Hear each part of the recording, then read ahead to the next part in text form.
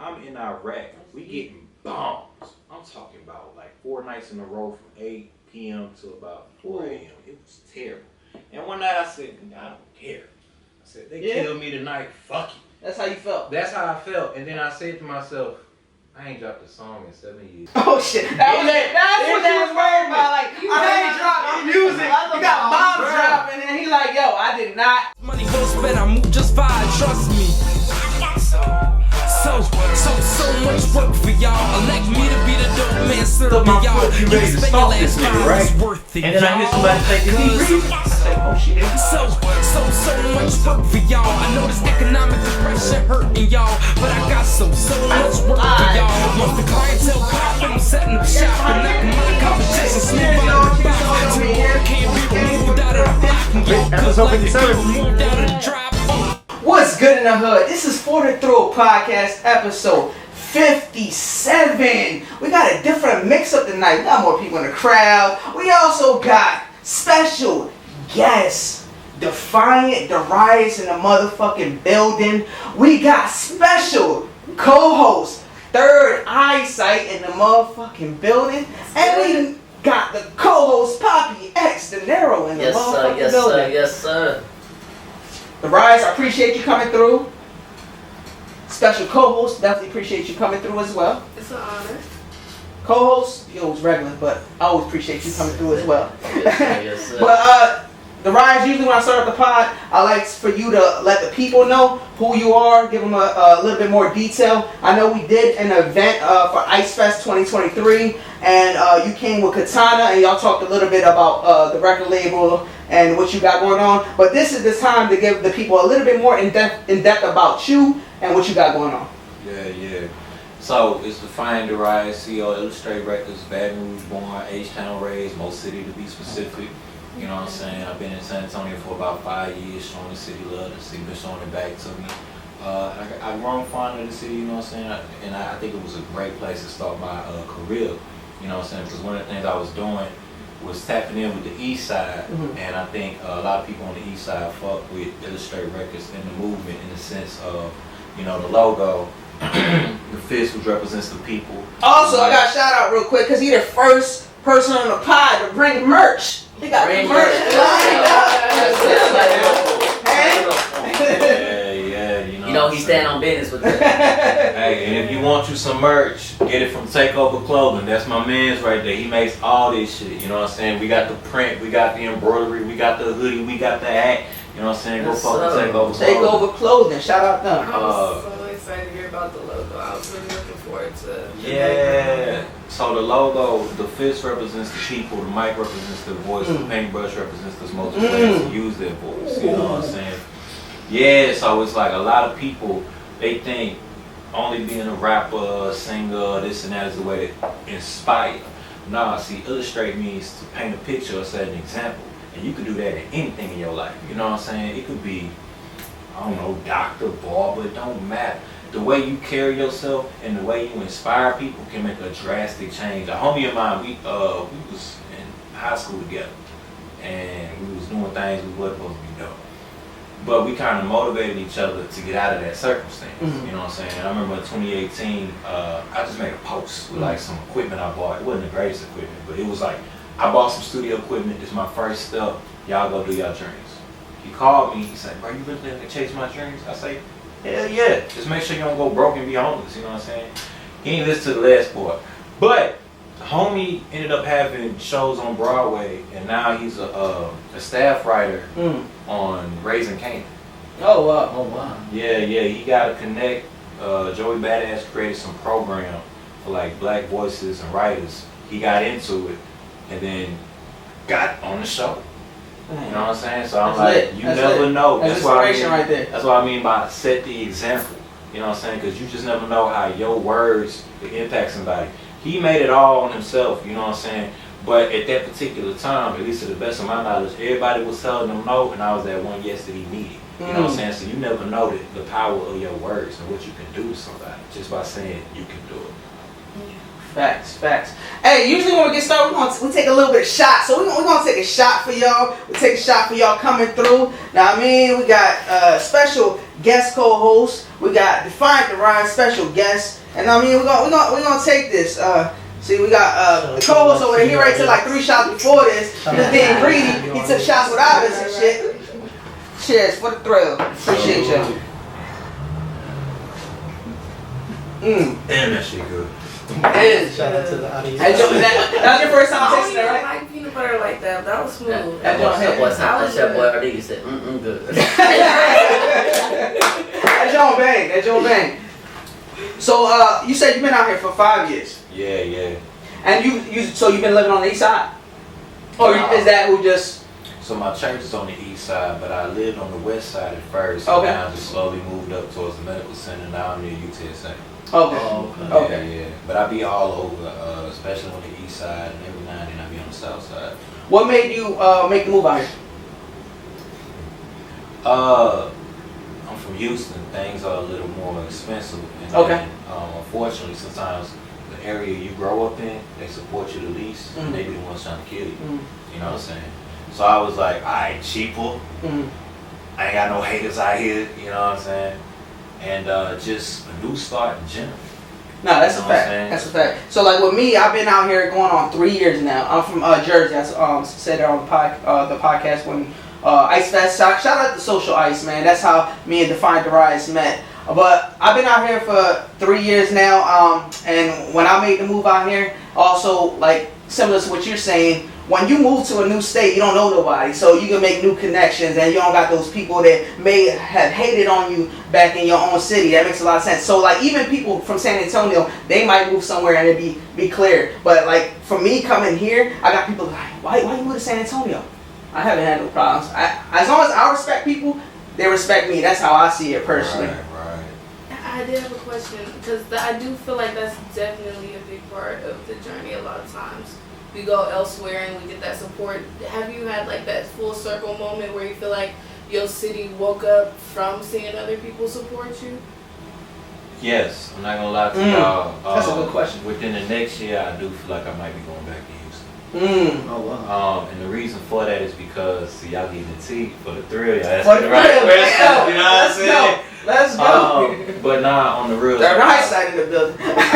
I've connected with so many people. I know the little dogs, the big dogs, the gatekeepers, all this and that. So I feel like I've kind of done what I can. And just to clarify, as far as Houston or as far as out here? Out here. Okay. Specifically. And what I've realized is, unfortunately, once you get past a certain point,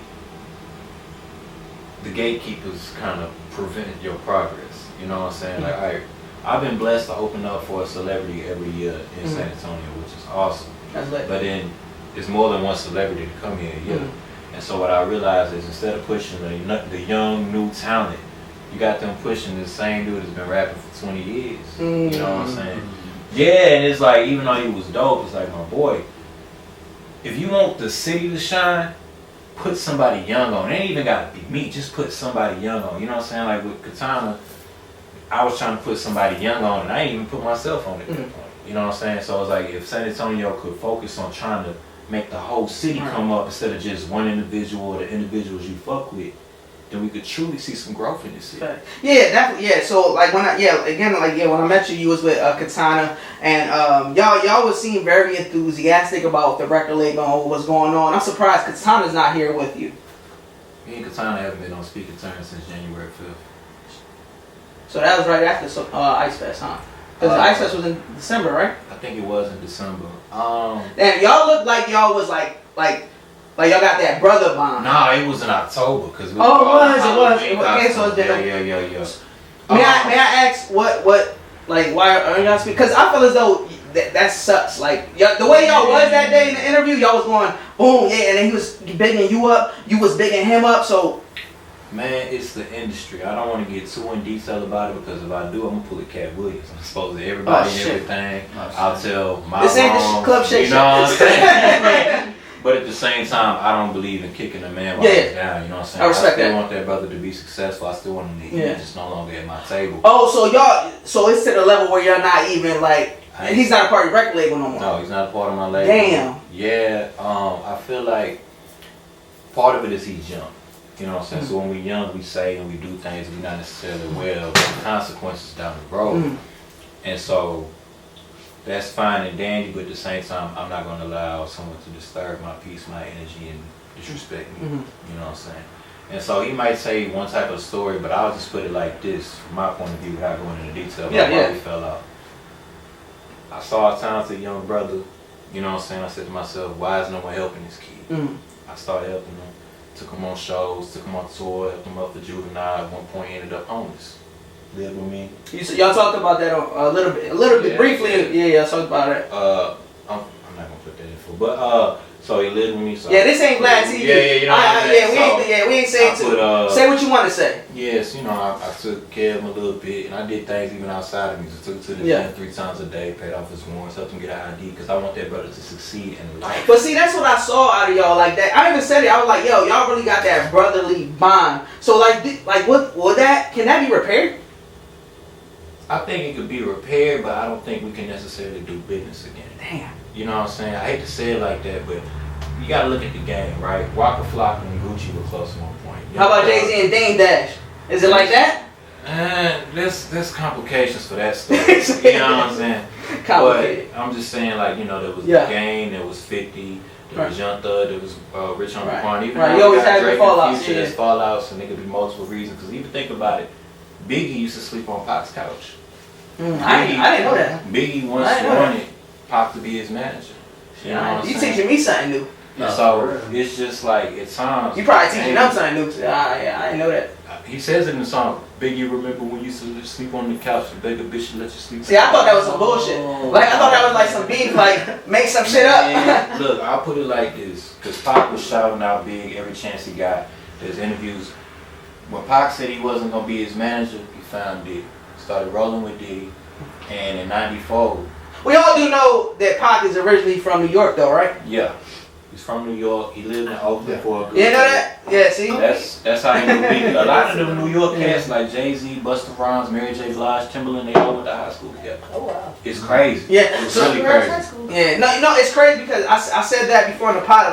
A lot of these industry people like either knew each other or was in it together, and that's kind of how they went. And I be saying, like, if more people did that, like, boom, we all here, we all a collective, we growing, like, that's the shit that works because they see the unit, they see the people getting together. But to your point. And so, like, with the Biggie and Pac situation, it was like in 94 when Biggie started working with Diddy, he dropped Ready to Die. That was the same year Pac caught that charge. Those people with Biggie. the shorty with the situation. It's the moment that Biggie was there that night and left as soon as the shorty came. Later on, Pac got shot. Where at? To meet Biggie at the studio. 94, that same year, Snoop Dogg went to New York to record a video. Biggie gets on the radio, and this has been confirmed. He's like, why y'all let these West Coast people come over here and disrespect us? Snoop Dogg's bus gets shot up. You know what I'm saying? So it's like, the reason I'm saying, I'm not saying this is going to be the time, but I'm just saying you got to study history to see the signs ahead of time and be aware of how to move. Because sometimes the only people that can hurt you are the ones you let close to you. No, that's facts. You know That's facts. So, I've experienced my share of that. Like, I'm not gonna say no names, but with family members, like real close family members, that type of situation. And like, even I got family members that my friends, they're like, we can get into some shit and we be cool. But I got certain family members, we get into some shit and they just like off the wall, like some beef shit. So I definitely understand that. And I also respect you for not saying too much. That's not what this platform's for. Is like I said, it's for the thrill. You can say what you want, but we don't want you to put everything on blast. You just say what you're comfortable with. But as far as that Tupac situation, I didn't know about that whole sleeping on the couch type shit. Man, because it's like a lot of the greatest duos, if it's not a Jay-Z Kanye situation where you sign them, they often grew up together and supporting each other from the bottom. And I want to do that for him because I still see him as a brother.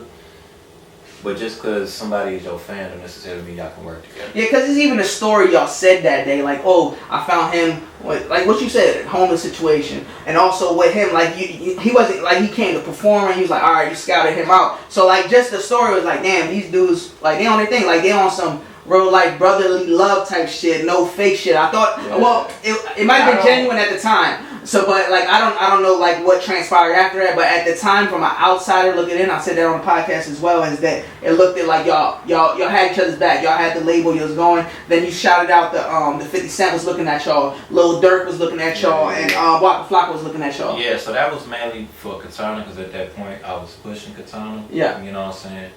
Complications started arriving once I started dropping. And it wasn't even necessarily Katona at first. It was the people around, which is why I said the industry will sometimes divide people. So that's outer circle or inner circle? Outer circle. Outer circle, got you. You know what I'm saying?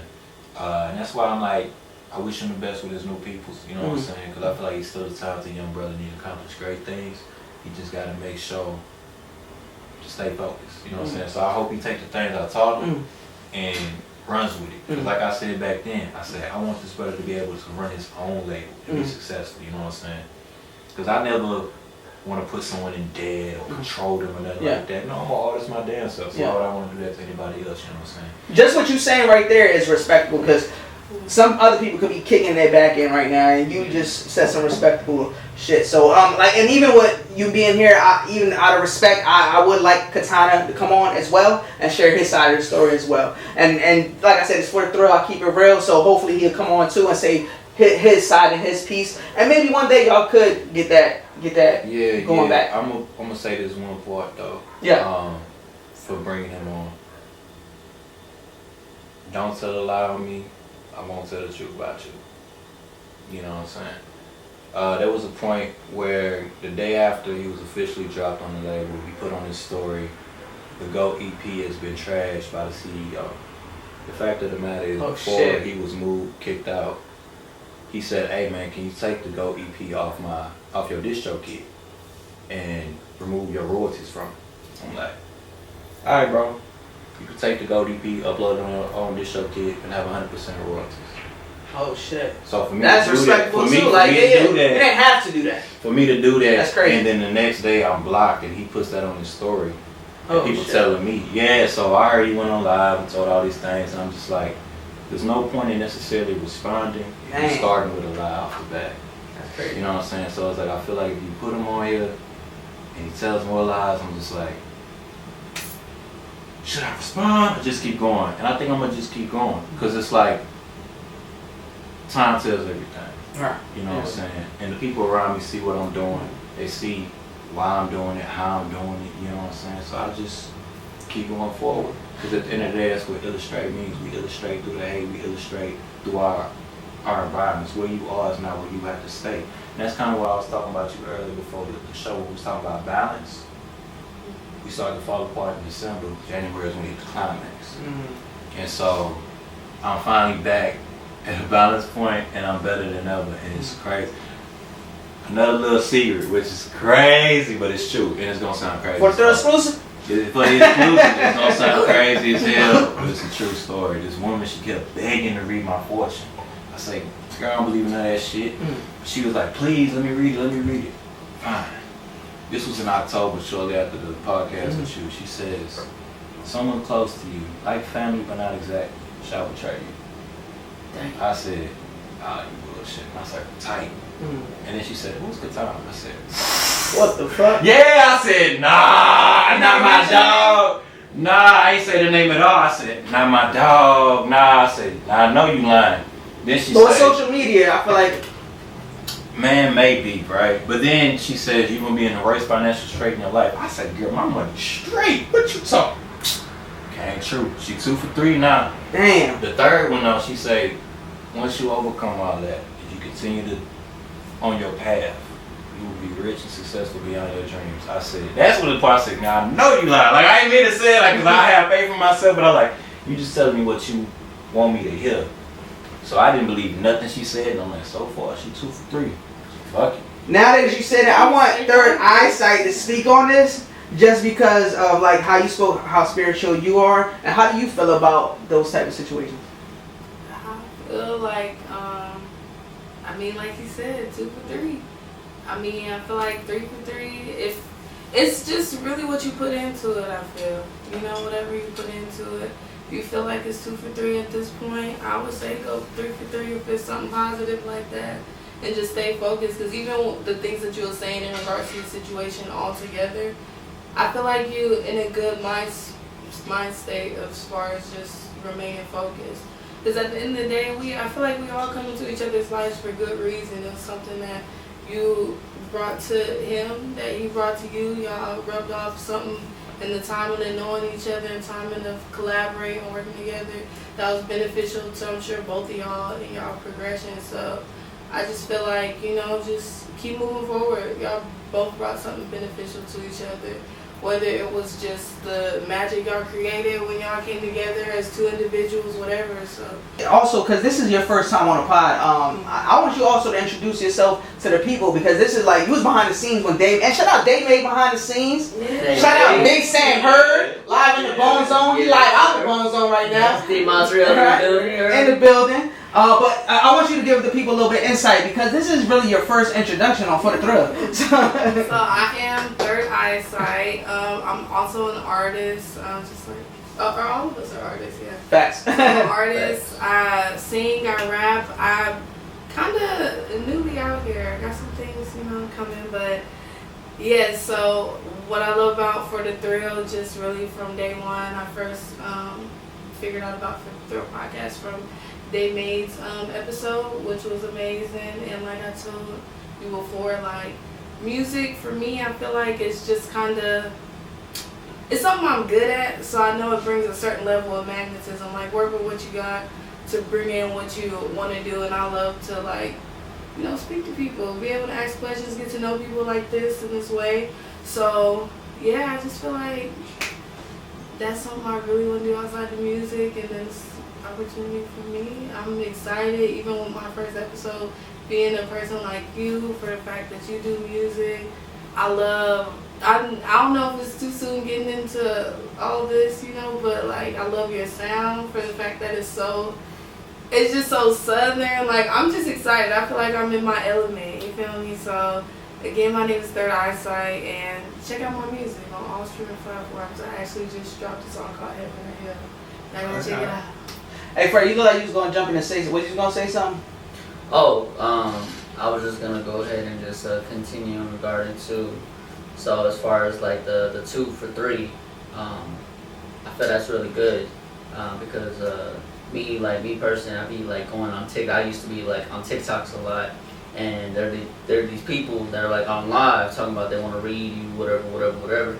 And I remember I came across one where this person said that I'm gonna find my soulmate, and this person may be my soulmate, but she's gonna be the one that's gonna finesse me, like take money from me, and get me in a real restricted area.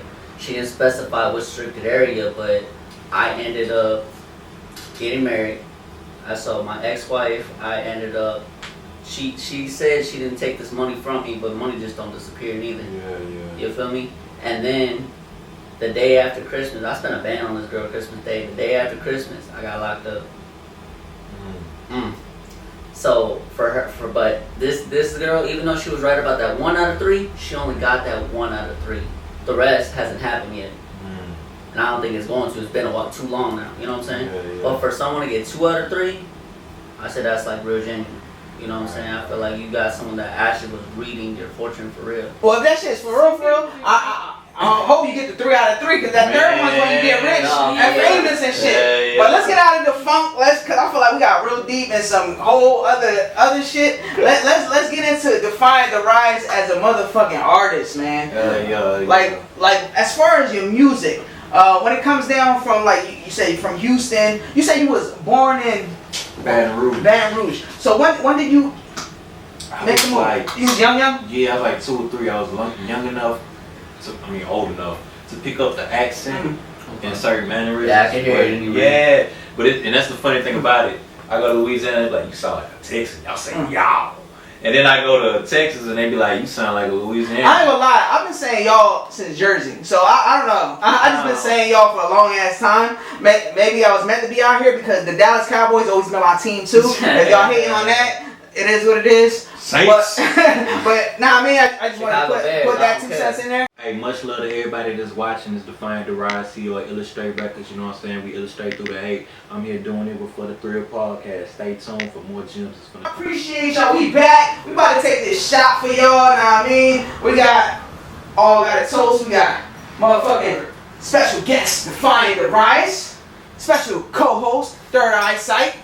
Yeah. Co-host Papi X Dinero and your host MC Thrillz. Don't forget we got a Day Made in the background. And we also got live in the Boom Zone, but he's live out the Boom Zone tonight. He actually behind camera. Oh shit. Cheers y'all. Cheers to all y'all being here. Once again for the Thrill, man.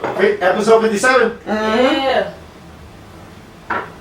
Episode 57. Yes, so. Yes, sir. Shut yourself. Right.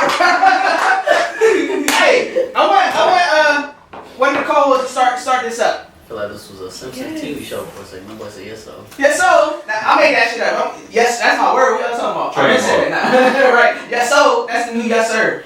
And yes, man. Yes, so. I'm excited. I wanted to ask you because I've seen like just looking into your page and stuff. I feel like you seem really big on the visual aspect of things, or at least it looks great. So like, is that like a big part of the marketing plan? Is it just something where it's just like I just love making these videography? Like, what's like the his vlogs, right? It's like, just that's dope. everything. That's together. It's great. I feel like, so I went to a digital media academy for high school, right? I went to that school because I didn't want to go to the one I was on to because it was so bad. And I got opportunities out of there that made me more aware of things behind the camera, in front of the camera, script writing, all that shit. So one thing that was always powerful, impactful to me was videos to the music, right? Michael Jackson would have a 15-minute video for one song. You know what I'm saying? Tupac's imagery will make you go, damn, and want to watch it again. You know what I'm saying? And what I've seen is sometimes people will leave the YouTube platform, go to Spotify, Apple, all this and that, follow me on the gram. You know what I'm saying? And so, honestly, I'd rather have 1 million YouTube subscribers than 1 million Instagram followers. You get what I'm saying? And I feel like the way to do that is through putting out powerful visuals. It's like, all right, certain background clips might not get that many views today, but if I'm documenting my story from the beginning, when it hits, everyone gonna be like, damn, he was like this from the jump. He ain't never changed. He always been that solid ass nigga. I feel like a YouTube subscriber feels so much more valuable because they're already coming from a perspective, in my opinion, of like already expecting to see a longer length video where we're already living in a society where it's like we want those popcorn moments, you know what I'm saying? So that's real. That's real. Also, but now YouTube is kind of doing like the Instagram thing and the TikTok thing, because now they got the YouTube Shorts. So all of them, but all the platforms are trying to because now even TikTok are lengthening their time to 10 minutes, and like even Instagram. So like they are trying to get things from each other and trying to create that. Are you on all those platforms? On every platform or just? I'm on every platform, but my preference is mainly Instagram and YouTube. I do TikTok just because there was this kid we saw. He was in 11th grade. He blew up overnight. Well, see, that's the thing about TikTok. It's like the thing about TikTok is you could put a video, a picture out there, and it touches so many different people. Like Facebook, it's people you know. And Instagram is mostly people you know. Now they're integrating that the other people can see you, but with TikTok, it's always a broader audience. Like we had an episode with damn, I forgot what was the episode where like we went on TikTok live, and it was like a couple hundred people that they didn't know just jumped on, and was, like that's the thing about TikTok. Random people. That lady. Was that with you? Yeah. Damn, that was Steve. That's why he laughing back there behind the camera. Yeah, it was with Steve. So it was like 100-something people. We're like, and Steve was like, damn, that's a lot of people. I'm like, I don't know none of these motherfuckers. So that's the power of social media. Yeah. That's crazy. I feel like when it comes to social media, I feel like TikTok right now is definitely booming. If you definitely got like some type of platform, some type of content that you can put on the daily, you can make easy bread. Talking about the daily, like I mean, I know some people don't like to give their formula, but if you want to drop gems, you can, or you can give a piece. Like what is your like daily marketing promo playing, or you don't gotta give your budget, but like if you want to give somebody some jewels, you're welcome to do I'm so. gonna keep it a buck because I want everybody to come on. Okay. At one point, I want to damn near teach a course on it, but then I realized if you tell everybody the game, niggas will just start shitting on you because now they know the secret. So they like, because this is the thing that sucks about music today. It's not about the talent; it's about the clout, right? And so you have a lot of people that buy Instagram followers, they'll buy the things to get their reels up a certain number, all this and that shit. The gram's gonna shadow ban you for that fake shit. You know what I'm saying? So I like to only use real shit. Alright, so there's like only one thing I use for Spotify playlists, and it's used by record labels. It's just expensive as hell. That's why I don't use it too often. And then when it comes to like YouTube, $1,000, bro, I'm talking about if you have a 6-track EP and you wanna get it boosted, it's damn near 2,000. Look at that. That's something that people probably don't know about. Like, it's what is it called? Indie. Fuck, I can't even remember. well, while you thinking about that, even with that being said, there's also like ads you can do within the platform. That's what I was gonna say. The big thing I do on Google, on YouTube is Google. That's the drink talking. On Hey, for thrill, we here, baby. We just 30 minutes in. We just started. The main thing I use for YouTube is Google Ads, right? If you know how to run those shits effectively, it'll get your subscribers up. And people think you gotta spend buku money. No, if you know how to do it correctly, the ads I have running right now, $5 a day. That's it. The other day I said, damn, I ain't got no subscribers in a minute. So I went through and tweaked every fucking ad. And then in 30 minutes, it blew me for a loop. I said, nigga, I'm finna blow up for a second. In 30 minutes, I got 7 subscribers. And that's like what? Like $150 a month, something like that? Depending on how many videos you're doing. If it's 5, oh, okay, so it's 5 a month per video. Per video. Look, he dropping jewels right now. I'm telling you. For y'all people out there that's too lazy to Google the shit, he got you right now. You ain't gotta be rich. You just gotta know how to utilize the funds you got. You know what I'm saying? Like my ad, I woke up this morning 5 a.m. 6 a.m. I woke up 5, but I started Ubering around 6. Went into like 9 or 10 or whatever the fuck. $85. That covers the ads for the day. Look at that. You know what I'm saying? The other sources of income cover the bills, this, that, and the third. I like that you said that just because like on this platform I haven't had like celebrities on. I have like regular people. We're all regular people. We all got like jobs, 9 to 5s, but we all chasing dreams. We all get into that bag. We all hustling. So I appreciate that you said, look, I Uber this morning and I got that bag to market and promote. That's real shit right there. We all get in the bag, y'all. Facts, right? Right? Am I wrong? Like that's the truth. I ain't no shame on my game. I ain't no dude. I don't like lying on nothing.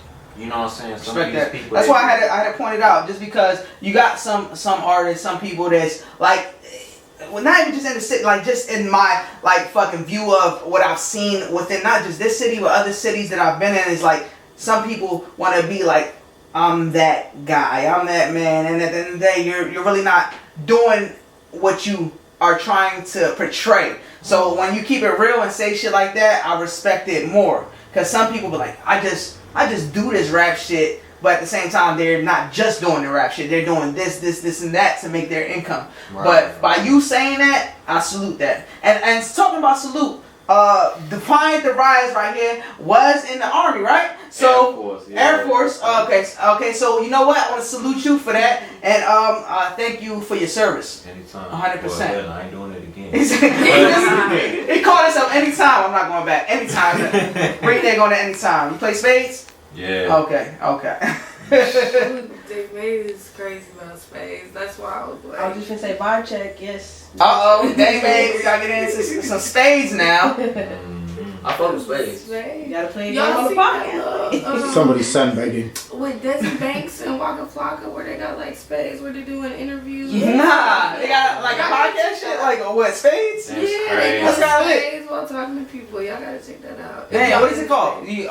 If I Google Waka Flocka and who is it? Desi Banks, you know the comedian. Oh, Desi Banks. Okay. Yeah, definitely something I gotta look into. As far as Defiant Darius, what is your goals when it comes to this music shit? Inspire as many people as possible. You know what I'm saying? I'm a hustler, so I'll always be successful. This is the thing a lot of people don't realize. Tupac said it best. I'm not saying I'm gonna change the world, but I'll spark the mind that will. Right? Tupac sparked Kendrick Lamar because Kendrick Lamar met him on the set of To Live and Die in LA. Right? And that's one reason why Kendrick had him on To Pimp a Butterfly at the end. Right? Sometimes you just don't know how you can impact somebody, right? My grandfather on my father's side used to take me on walks around the community all the time. And he'd be like, let's help somebody today. Hey, you need your oil change, you need some fruit off a tree, you just need a conversation because you got something you're going through. You know what I'm saying? So it's like, before rap, I was trying to be a lawyer because I had an uncle who passed away, and it was a case of small town justice, you know what I'm saying? So that made me want to be a lawyer to help those who couldn't afford a quality lawyer. But then... So you went to school for that? Well, I was going to. I graduated from UTSA last semester, and I could go to law school because it's paid for through the military, but it's like, my degree's in politics and law. Because at one point I was the president of the Democratic Party at UTSA. Oh shit. Yeah. But honestly, fuck all the parties. But that's another story. Shit. He said fuck all the parties. Fuck all the parties. Fuck all the parties. For the people. You know what I'm saying? Because I was in the chair and couldn't do shit. Damn. You know what I'm saying? It sucked. And so, at a point, I wanted to be a politician. So what you graduated for? Cause I know, didn't you say you graduated for? Yeah, I graduated with a degree in politics and law. Oh, okay, so that's lit. And a minor in African American studies. That's lit. Is that the reality of it in general? Like how you said you was in the chair but you couldn't do much. Is that the reality of politicking? They often put black issues on the back burner, but they want a black face to show for the camera. You know what I'm saying? And so. Don't get. I'm not trying to use political. I put like this. It's one thing you're supposed to not talk about is politics. Right. Religion. What's the last one? I'll put it. Sexual orientation. You need that shot. I'll talk about all that shit because when I dropped the Someday video, I lost followers. For real? Because a lot of people thought I was Puerto Rican. For real? What's wrong with that? I'm Puerto Rican. I love Puerto Rico. I went to Puerto Rico because people my whole life. Wait, but why you lost followers? They didn't realize I was black. Oh, okay. I guess they. Because you're so light skinned. Yeah. Because I'm Puerto Rican, I look like.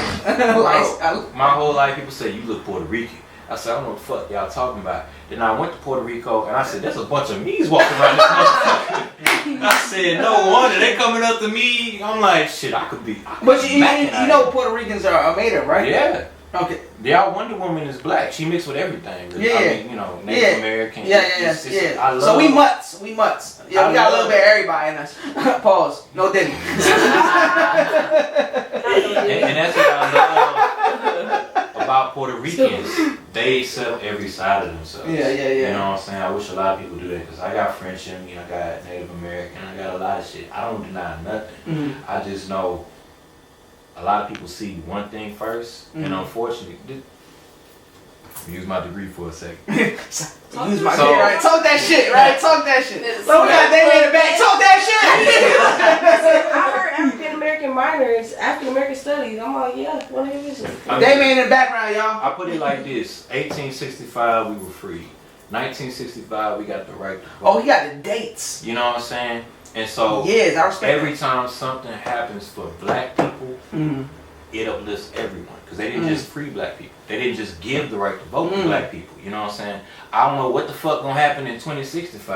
But whoever the president, you better be ducking some shots. Because Lincoln in 18, around that time, Kennedy around 1960, it's weird. But this is why I say, that's why I say you gotta know your history. Right, the pattern. You start looking at shit like, wait, hold up. And so that's why I'm like most conspiracies end up being real after years later. And like, most of the conspiracies, like maybe 70 to 80% are truth, right? And that's the thing. It's like, I don't want to sit here waiting 100 fucking years for some change as a politician. I want some change now. And how you gonna make change? You gotta get the fucking money. You know what I'm saying? And it's like, they always say, be the change you want to see. Yes, do that. That is great. What's even better is having money to further amplify your message. And that's why I do this rap shit. Because honestly, if I wasn't doing rap, I'd be traveling the world. Yeah. I'd be chilling like a villain. But because I feel like I got a bigger message, something I need to do before I'm out this motherfucker. What's that bigger message look like? Bigger message overall is just equity. That's the best way of putting it. I don't want equality. And the reason it sounds crazy, but think about it.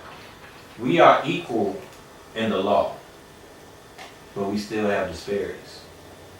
Equity is if you have a short person, an average height person, and a tall person, they all looking over the same fence. You would put a box so the short person can see the same view as the tall person. You know what I'm saying? So equity means we all gonna be on the same equal playing field. We not just equal in the eyes of the law, we equal, period. And of course some people might say that's unrealistic. Yeah, but we can still strive towards it. That's the thing about perfection. Ain't no such thing as perfection. It's one person's glorified opinion, right? But regardless, you can still strive towards perfection. You know what I'm saying? A lot of Christians, I'm a Christian. A lot of Christians, they want to be Christ-like, which is great, but we will never. All the things you're not supposed to talk about, we talk about on this podcast. Because you can't be that, don't mean you can't strive towards it. We should always try to evolve and better ourselves. I'm still learning shit right now. Like I know about Google ads, but I'm finna learn about Facebook ads. Because Google be, bro, Man Hold Up should have did so much better. Shout out to everybody. Wait, explain that. Man Hold Up, what's that? Man Hold Up. Because people gotta know. Man Hold Up is the song everybody loves the most. The video was wild. And I appreciate everyone in San Antonio that showed watch that because y'all went hard on that. Google ads did not approve that shit. Yeah? It's the booty shaking. Google ads is like, I couldn't run a single ad. So every view, pay attention to what he's saying now. All that shit attention. Was y'all. Y'all pushed that. That's why I fuck with y'all, you know what I'm saying? And so it's like, seeing that at the beginning of the year, I said, okay, there's actually people out there who support me. It's not just a money thing. Because some people, that's the thing I was saying, if I tell the game, people are like, oh, it's just money, that's why he's doing so well. No, y'all actually supporting me, y'all supporting the movement. That's why I fuck with y'all, and that's why I ain't got no problem giving it. Hey, first artist to bring the merch and throw it in the background, y'all. I mean, you know what I'm saying? But it's like, it's learning things, because now when people tell me about Facebook ads, ain't no real censorship like Google ads. Oh, okay. You know, so you can do a little bit more. Yeah, and I haven't learned about it yet, but from what I hear, sometimes they say Facebook ads can be more beneficial than Spotify playlists. And I said, what the fuck? I need to know about that. You know what I'm saying? So I'm still learning shit, and I ain't got no problem passing the game, because like I want us all to succeed one way or another. You never know what moment you'll blow up from. $5 made you blow up. You never fucking know. Hell, Kendrick Lamar got discovered by Dre off YouTube. Oh yeah, I knew that. Yeah, that's crazy. Exactly. Well, you know, like Soulja Boy, YouTube. That's where he blew up. So like, and you know, a lot of people talk shit, but like Soulja Boy, like he started a whole nother. That's not my type of music, but it's like he revolutionized the game. Exactly. I'm talking about subscribers. He was talking about that shit in 07. He realized you was selling ringtones, websites. Soulja was really ahead of the game. You know what I'm saying? Facts. Like, yeah, his music ain't best. Young as fuck. But he still did that shit. Yep. You know what I'm saying? I'm the first. Hey yo, Big Sam Murray, it's your cue. It's your cue. Where we at? Oh, do we have any live studio audience questions? Any questions from the live studio audience? Yes. They're in the back, ma'am. Yes. I mean, I have a billion questions, but I'm gonna just ask. Let's think. First thing on my mind. We're on a limited time, ma'am. Okay. Alright, so basically, so one thing about you, like, I fuck with, like, what I see is, like, activism, period. Like, it's way deeper than the music, as you can see. Even when you talk about, like, what Illustrate Records means. And one thing about, like, music in general, like, I always, when I'm listening to music, I'm listening to who that person is, you know what I'm saying? So, like, I fuck with what you stand for and everything that you're doing and, like, the power of your voice, like, knowing these things that you're talking about the days doing the research, like you can tell that you live this and you are who you are.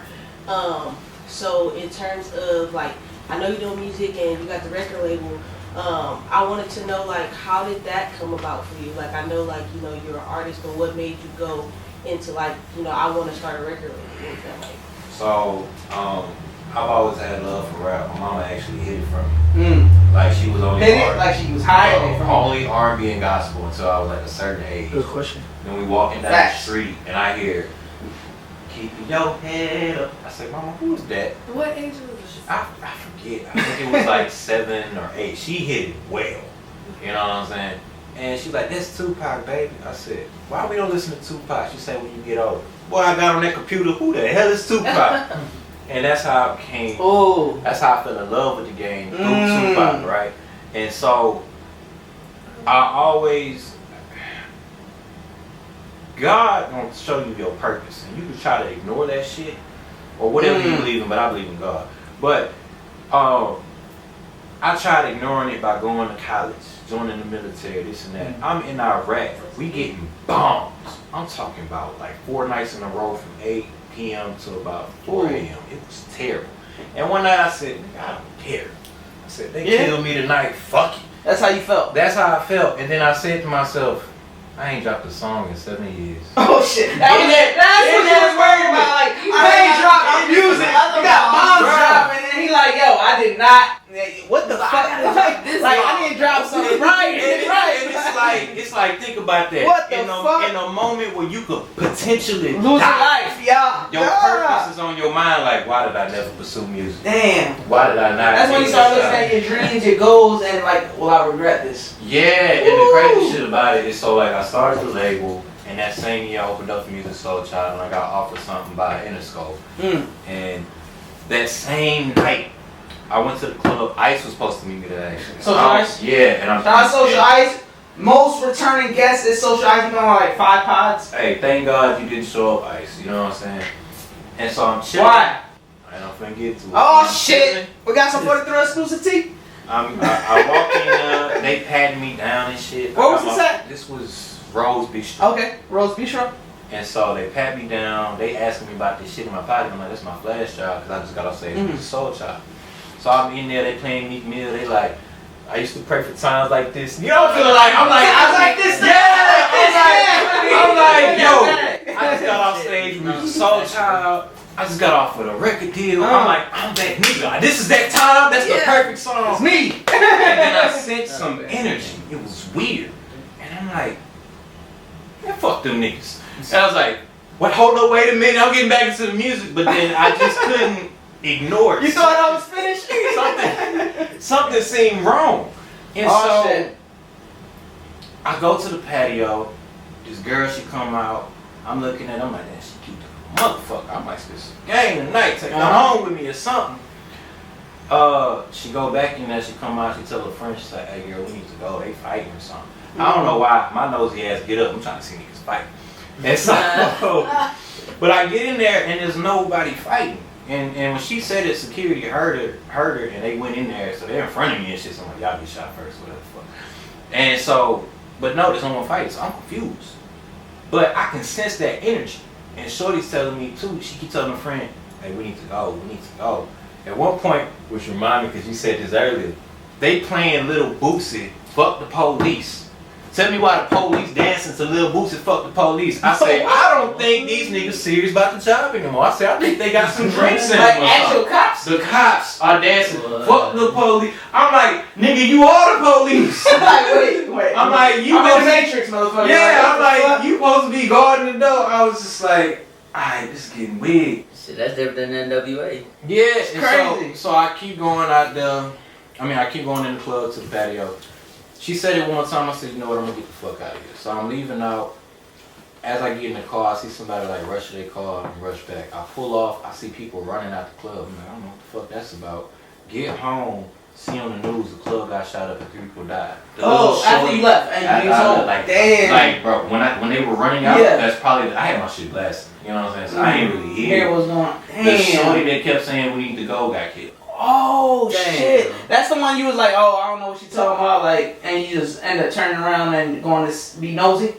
When you said yeah, that's the one. That's the same one who kept telling her friend, I wanna go. R.I.P. to her. She graduated law school in Houston and came to San Antonio to celebrate. Damn. And got killed in less than 24 hours. So she wasn't even living out. She just came to celebrate. She just came to celebrate and got killed. And my condolences to her family. And it's like, if I would have stayed, or if I would have, because you never know what happened. I could have caught. Because you was by her. I was right by her. You know what I'm saying? And I kept getting up, walking in front of her to see what the fuck going on in there. And so it was like, every time I start to like, man, is this for me? Something happens. Either a close to death experience or a major blessing I didn't expect. Because when I was chilling in the car. Well, bring them blessings this way. Yeah, I'm feeling it. You got a question? Oh, Got you. Got you. I put it like this. I started questioning myself, and that's when I got the call about He's a Soul Child. I questioned myself about my first EP in December. I woke up that morning thinking, damn, ain't nobody really dropping. I mean, ain't nobody really finna be listening to it, whatever. And what I realized, it's not about how many people listening, but who the fuck listening. Because DJ VIP was a part of All Money In, heard the tape. And he said, I fucks with it, I'm gonna push them to LA for it. You know what I'm saying? And somebody from the games team or whatever, Secure the Bag Entertainment, I just discovered them. They stay watching my story type shit ever since then. And so it's like, you never know who's watching, you just gotta keep going because you literally never know what could happen. You know what I'm saying? Just keep the faith and keep that creativity and just stay authentic and true to yourself at the end of the day. That's like saying, like what they say, like you miss 100 shots of the Shots you don't take. Shots you don't take. Yeah. So whatever you don't take is an automatic miss. But if you shoot that shit, you got 50-50 probability, right? Right. What's up, y'all? It is your special co-host, Third Eyesight, THIRDEYESIGHT with the underscore. Don't forget the underscore. Shit, it's Defiant Darius, you know what I'm saying? DEFIANT_DARIUS. Don't forget the underscore, you know what I'm saying? Fuck with me. You know, only in For the Thrills podcast, you got your co-host Papi X Dinero. You can follow me on IG at Papi_X_Dinero. Are we on? Yes, sir. Are we on, John? Where's John? Where's John at? He's around. Alright, cool. Alright. We got another, everybody got any shots? Yes, sir. X set this one out. Alright.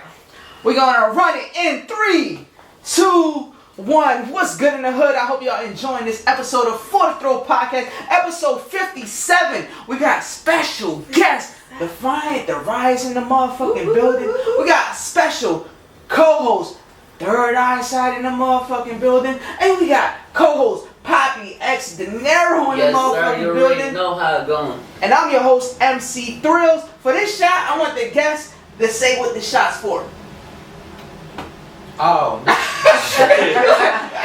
be like, yo, this shot number 4 is for whatever the fuck you want to be for. If you ain't got nothing, you can spell out your name. Shit. How do you want this? Is You know what I'm it's saying? your choice. It's for the thrill, For the motherfucker. thrill. I appreciate that, man. Let's get it. For the thrill, man. Salute.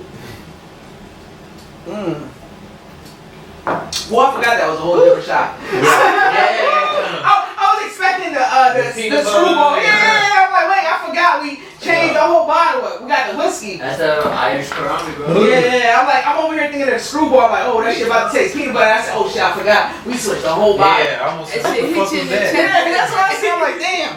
We took like 3 minutes. It's not like you're like, Wait a minute. fuck up. Right. Yeah. Hold on, wait a minute. Hey, all y'all faces, bro. All y'all faces were just priceless. Like y'all were like, and like. Right, you know what it is? Take shots, so you looking like. That would have been content right there. We would have It taken a is picture. content. Right, We live. we would have took a picture right there, and then it would have been like, this is when they realized they fucked up. Hey, we got the video. We got your little quote right there. Yeah, for real. They made in the background did say she got a question though. They made in the background said she got a question. What you got for us? How did you come up with your stage names? I feel like, it means something to you. So like, how did you come up with it and what does it mean? So I'm very curious, and I'm always Googling random ass shit. So I wondered one day what the fuck was the meaning of my name, right? My mother named me Darius. Darius means he who's rich and king-like. But the origin of Darius is Darius, right? Darius, King Darius, the one who created the Persian Empire, united his people, taught them education, built roads, tax. Well, y'all might not like the tax for it. But, you know what I'm saying? He united his people. He was so great, it wasn't until Darius III was defeated by Alexander the Great. You know what I'm saying? So Darius has more historical significance, and it means he who teaches himself, he who maintains goodness, and he who's close to God. And I said, I like that so much better. But I was like, I can't just go by Darius, because people are going to be like, that's Darius. And I was like, we throw something in front, and I always loved alliteration. And I was like, what defines me? I was like, define. It's like, nah, defining. So with that being said, you talked about this on the last episode when we did the event. You broke this down, but like, so as far as the name, so is that your real name? Darius?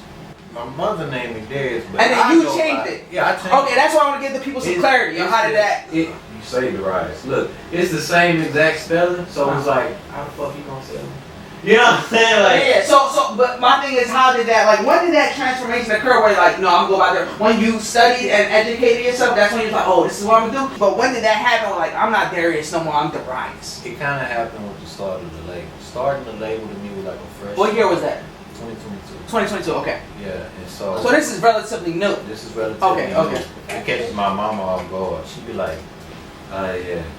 And I'm like, look, Muhammad Ali name was Cassius Clay. You know what I'm saying? People have the right to reinvent themselves, especially if it's part of their evolution, to them being where they need to be. Because Nipsey Hussle's name was not Nipsey Hussle. His name was Arias. I forget the last part. But Arias means God will rise. You know what I'm saying? Even though that's dope, he got his name from those he was around. Right. Life will make you come up with something for yourself. And that's the reason I wanted to ask that, because I want the people that don't know, I want them to gain the perspective and the clarity, like, okay, because there's a lot of people out there that's going to ask that same question. So, what, did his mom name the Rise, or did it just come about? When did it come out? I appreciate that clarity. Also, I want to mention too something you said at the event. What kind of like it sticks to me to this day. Again, it was back in October, that event. He said that in high school there was something that stuck with him, and that's PIGS, which stands for people. Yeah, people. So it's power, right? Yeah. Wait, don't say. I want to say ignorance, greed, and sexual. Finish it. Sex driven. Sex driven. So those are people to avoid. Yeah. Power hungry, ignorant, sex driven. Wait, no. Powerful, ignorant, greed, and sex driven. I got that right. I was trying to know that. Pigs. But that stuck with me since that time. I'm like, yo, that's true. Like, you want to avoid people with them desires. And I'm like, damn, when I saw something again, I want to bring that up, because that is something that everyone like should really go by, because you don't want to fuck with the person that's power hungry and is fucking ignorant as hell and greedy as fuck and sexual driven. That's the people you want to avoid. Right. But speak on that. I want you to speak on that. Man, so around the time that I came up with that, I was. So you came up with it. Okay. Because in the pod you said high school, but so in high school you came up with it? Yeah. See, I was exposed to a lot of. I put it like He this. said, yeah. Yeah. Right. I'm remembering everything. A trigger moment, right? And so it's like, my mom kind of fell on hard times, and so I decided I'm a hustler, right? And so by me hustling, I became exposed to a lot of the shit that is in the pig shit, right? And that's kind of why I was never part of a gang. I never sold no drugs, but I was hustling in many ways. And so it seemed no matter the hustle I was in, I came across pigs. And the pigs would always lead to the downfall of the people. You know what I'm saying? Because the biggest crew I was with, those traits led to the downfall. Let's put it like that, right? If they would have been more humble, if they would have been more aware, if they would have been more compassionate, and just get their dick in their pants, then they could have made some goddamn money, and we all would have been better off. You know what I'm saying? Because I remember back when I ran with that crew, at one point there was a good amount of us that wanted to do rap. You know what I'm saying? But the greed of money made them put that over the rap. And before you knew it, that was their downfall. You know See, when you said that, and the whole thing about gangs, see, same thing for me. Like, I got a lot of family members died from that shit, and I never wanted to, even when I was young, I never wanted to be a part of it. And as far as you said, you never sold drugs. I allegedly sold drugs back in the day. And during this being allegedly, right? So there was this time where we was selling, allegedly, bags that were named 666. And this would change my life. I was walking home one day in my teenage years, allegedly, and and there was a door that said 666 will lead you to death. After that day, I never touched it again. As far as selling, allegedly.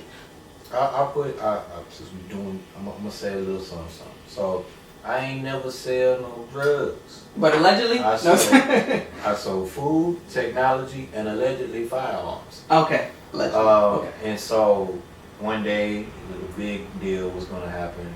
Okay, first of all, before we even get to that. Oh shit. Because like I just joined them, and I was really, and this was the funniest part, because there was people in the crew, they were like, "What the hell are you doing? How you in the crew trying to get people out the crew?" And I'm like, that's because obviously y'all gonna get these people on the wrong path.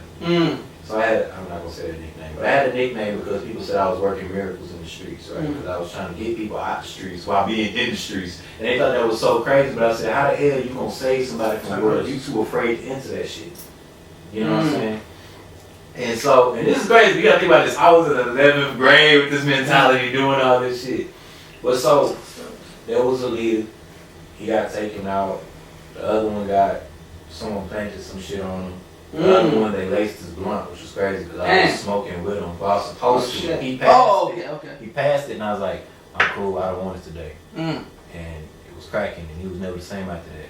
It was crack or it was crack. It was they laced it. Yeah, Allegedly? Allegedly. And so, this is why I don't really do drugs in general. You know what I'm saying? But so, since all the leaders kept getting taken out, it was like, make that nigga leader. I was like, bitch, I don't want to be leader. You? It was like, they was like, you know, only one left that could really lead us. And I'm like, well, I'm trying to lead you out the streets, motherfucker. If you want to follow, come with. But word got around, I was the next dude in charge, and I'm walking down the street on the day it was supposed to be a big deal, allegedly.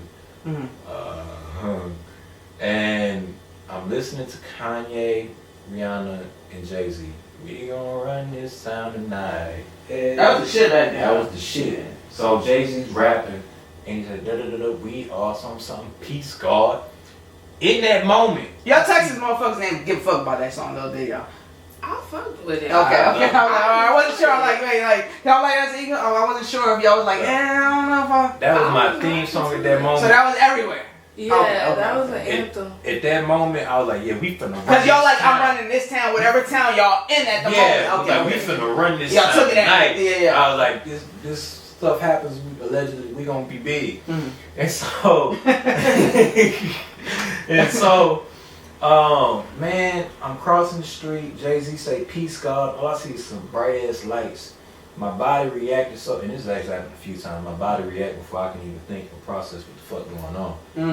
I got hit by a fucking car. Damn. Right when Jay-Z said, peace, God. What, like you listening to the song? I'm listening to the song. Damn. And right when Jay-Z said, peace, God. When was this? What year did you say? Or estimated year? 2015. Damn, man, you got hit by a car? Hit by a car. God. I come to, cause he didn't like, when he hit me, somehow I jumped and rolled over the hood of the car. And I landed. So it wasn't a full like, it was like you flipped over the shit. Damn, man. See, this is like, I'm trying to show an example of how you flipped over the car, so that was on purpose. Hey, yo, you know what I'm saying? But like, so I'm on the crosswalk, he coming in like this, yeet. Like he straight up just turned into me type shit. He hit me, I rolled over the car but kind of flew, but when I flew I landed on my backpack. And so I kind of come to and I'm like, what the fuck? I hear footsteps, I see a nigga in all black running towards me. I'm like, oh hell nah. I crawl behind the sign and shit, allegedly. And you know, I handled him. He didn't die. Allegedly. No one was killed. Okay. No, that's absolutely true. And I was just like, bro, who the fuck are you? What is your beef with me, nigga? So someone random you didn't know? Bro, I didn't even know this nigga at all. I didn't know this dude at all. But that's the issue. When you in the streets, all sorts of eyes are on you, and you could be targeted at any moment. I didn't know this guy at all. I didn't know the crew. I don't know what this motherfucker was coming at me for. All I know is in my mind, I'd be damned to take my life. You know what I'm saying? So I disarmed him, and we had a talk, and then I got on the bus. And that's when I told everybody, I said, yo, I don't know what the fuck y'all niggas doing. Clearly y'all not listening to me, because I'm trying to tell y'all to get the fuck out the streets. But y'all bringing so much attention, y'all almost got me killed today. I'm out. And if I was y'all, I would get out too. Man, before I knew it, like a few days later or something, they raided the spot.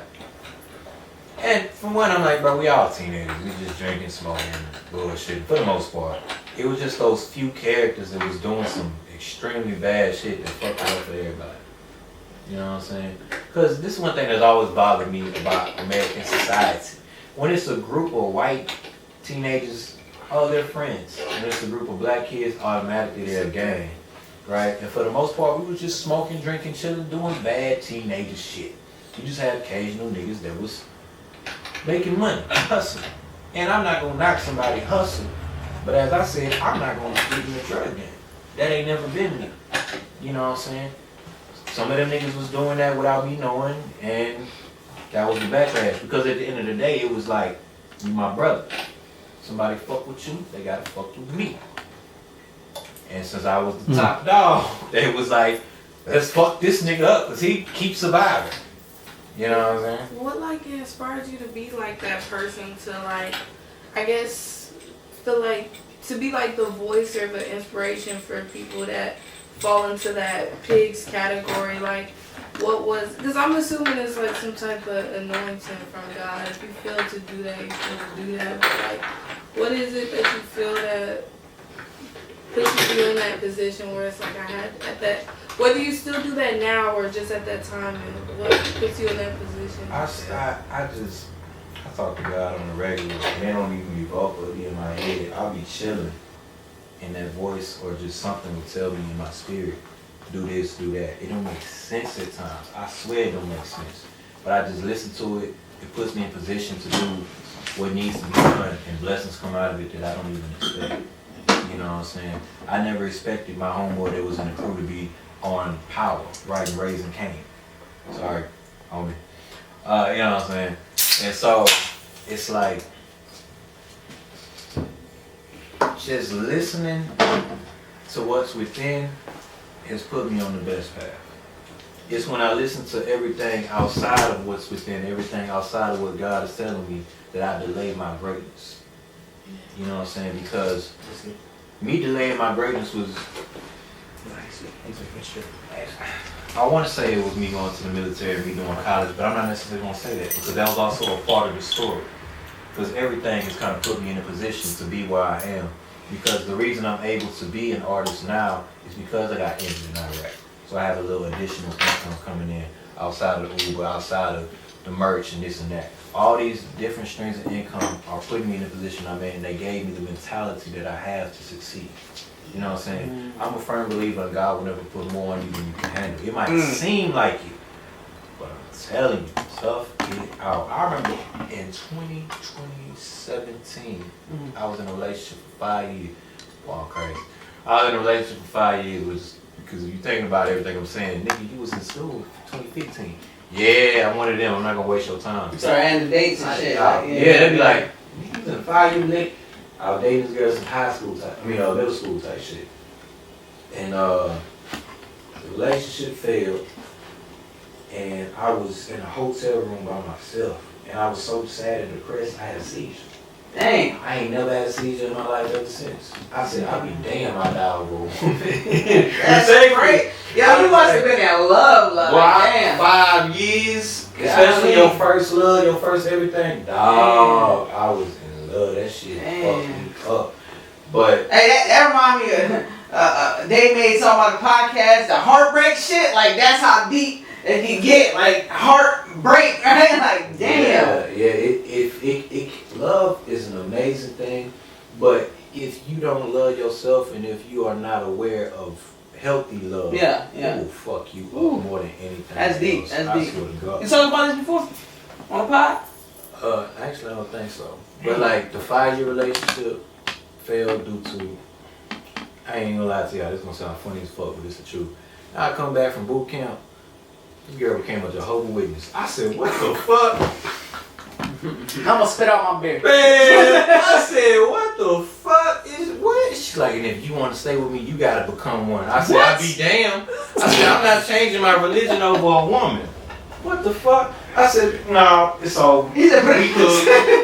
And then with the 3 year one, Bye, Felicia. Bye, Felicia.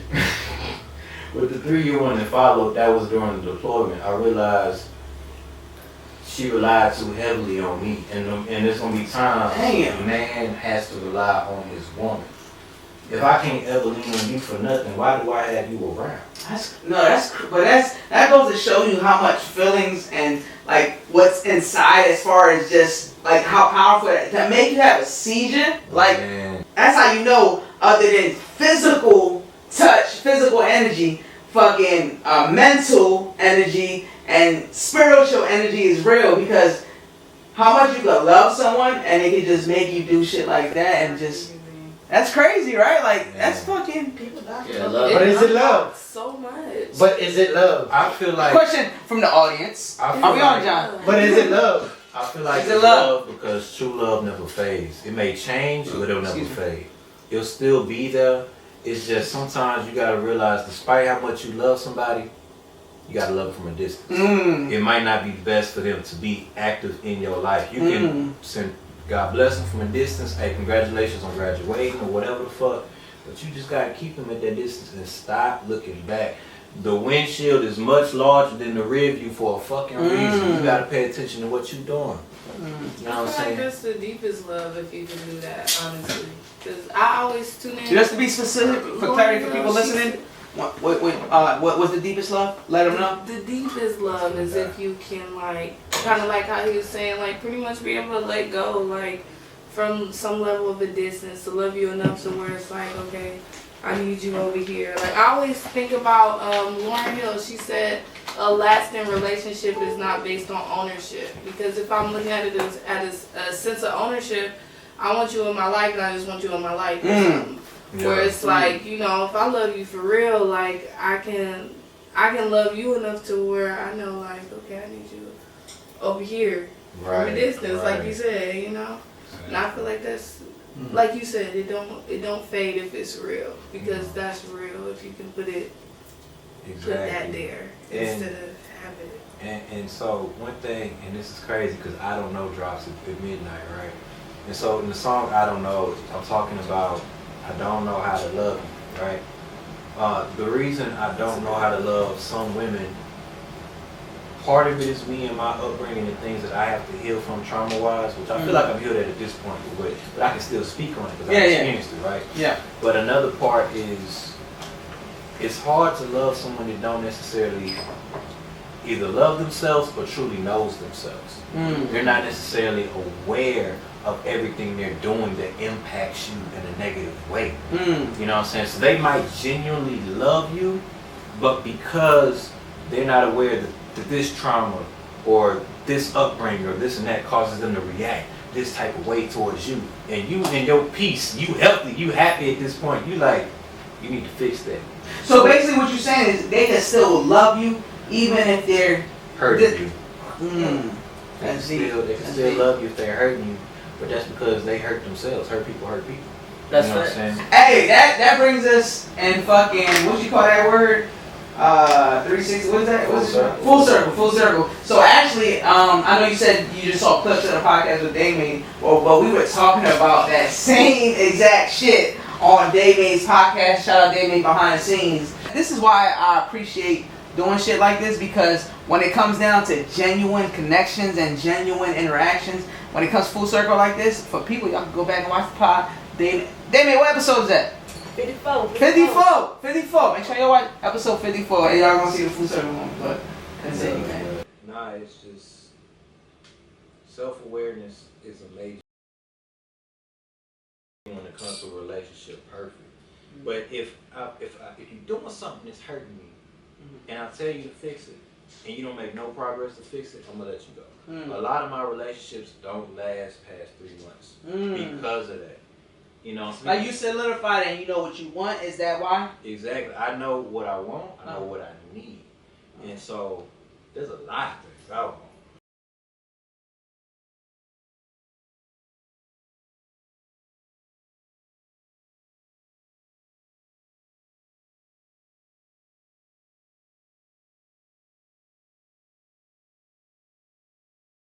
Ain't always what you need, so you gotta find a balance. You know what I'm saying? Because like, there's women I've dated my partners would be like, nah, homie, your last one was a 10 physically, and this one is a 7 or an 8. Boy, sound like Wow. Cat Williams, but go ahead.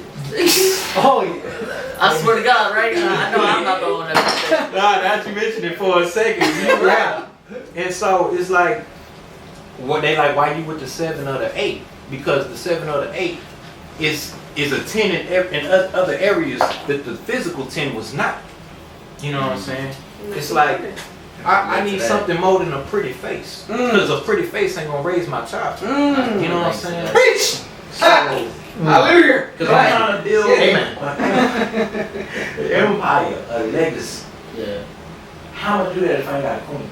yeah. How am I do that if I got someone that has a peasant mentality? And just because you are a peasant today doesn't mean you can't be a queen or a king tomorrow. Yo, even the way you say that shit ain't really mentality. Like, that's like something. Now you telling what's common. Mentality. Like, I feel like that gives me That's some, what like, he's some talking bias about, essence.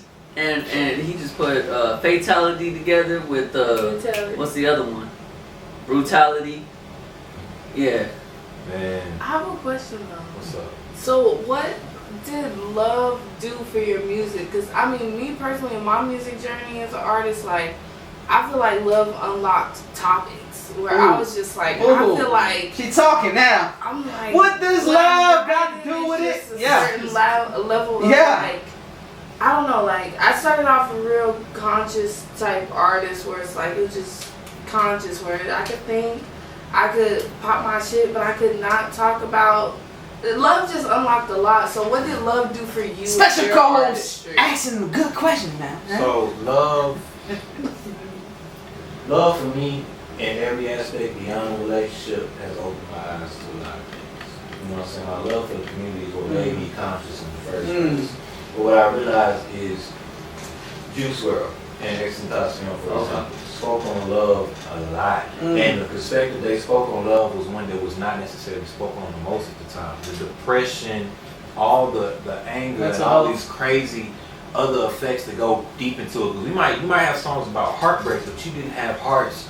You had songs like Jocelyn Flores, things like that, songs But men weren't putting their pain out like these men were. Like that, like the main song. What is it called of Juice WRLD? Like the main song that made him pop. Oh. Something like that. Yeah, these girls are the same. Or the other one. No, the one I you said think- You decide when it's something to I was thinking, I still Suicide. see your shadows in my room. That one. That's the one. That's the one. That's the one that made him pop. That's the one. Shadows in my room. Yeah. That's the one that was like. Oh, he said just That's don't it. be- I was with you though. I was with you though. But that right there is something different as far as like Was it Lucid Dreams? Yeah, Lucid Dreams. There you go. Dreams. That's exactly the one. That's the one that like that was the one that made him pop. Right. But like a lot of men wasn't singing about that. Like he was expressing his emotion, his love, and that's the thing about music. You can fucking express some shit like that, but in this day of age, it's getting better. But during that time was hard, and he still put it out there. Like. Right. Yeah, I mean, putting your heart on the table, depending on how you do it and who you do it to. It's hard. It's hard. It's hard, but it's worth it, because that's what I do in my music. I can't sit here and talk about gang, shoot 'em up. I'll talk about it. You run up on me, I'll shoot your ass. But that's different. You ain't gonna shit up. I'm not talking about sliding on the ops, but if the op come up on me, man, hold up. Right. Like, you know, like, I'm Defensive type. you know what I'm saying? Yeah, I'm gonna defend my I would lay territory. my ass down. Because at the end of the day, I be damn, my mama crying. You know what I'm saying? I'm the only son. So I'm the only one that can carry on the last name. Legacy. Because my father that has no other kids. My mother I had 2 sisters, but that's what it. So you know what I'm saying? I'm the one that's going to carry on the legacy for my father's side. Okay. So I'll be damned I let somebody kill me. In my mind, like, God forbid, and if it's a part of his plan, when it happens, but to the best of my ability, all the shit I've been through and all the shit I know came, I lost track how many fucking times I almost died. I lived in Africa for 4 months in 2009, and there was Africa? Yeah, I lived in Kenya. Shit. And Yeah, see, this is one thing about Fred Through. I like to get to know the person, so I appreciate you expressing yourself. Even though you got the music, but you expressing Darius. Yeah. Right now, this is Darius right now speaking his truth. See, that's why I love about doing what I do, because I don't want to just know about your music. I want to promote you.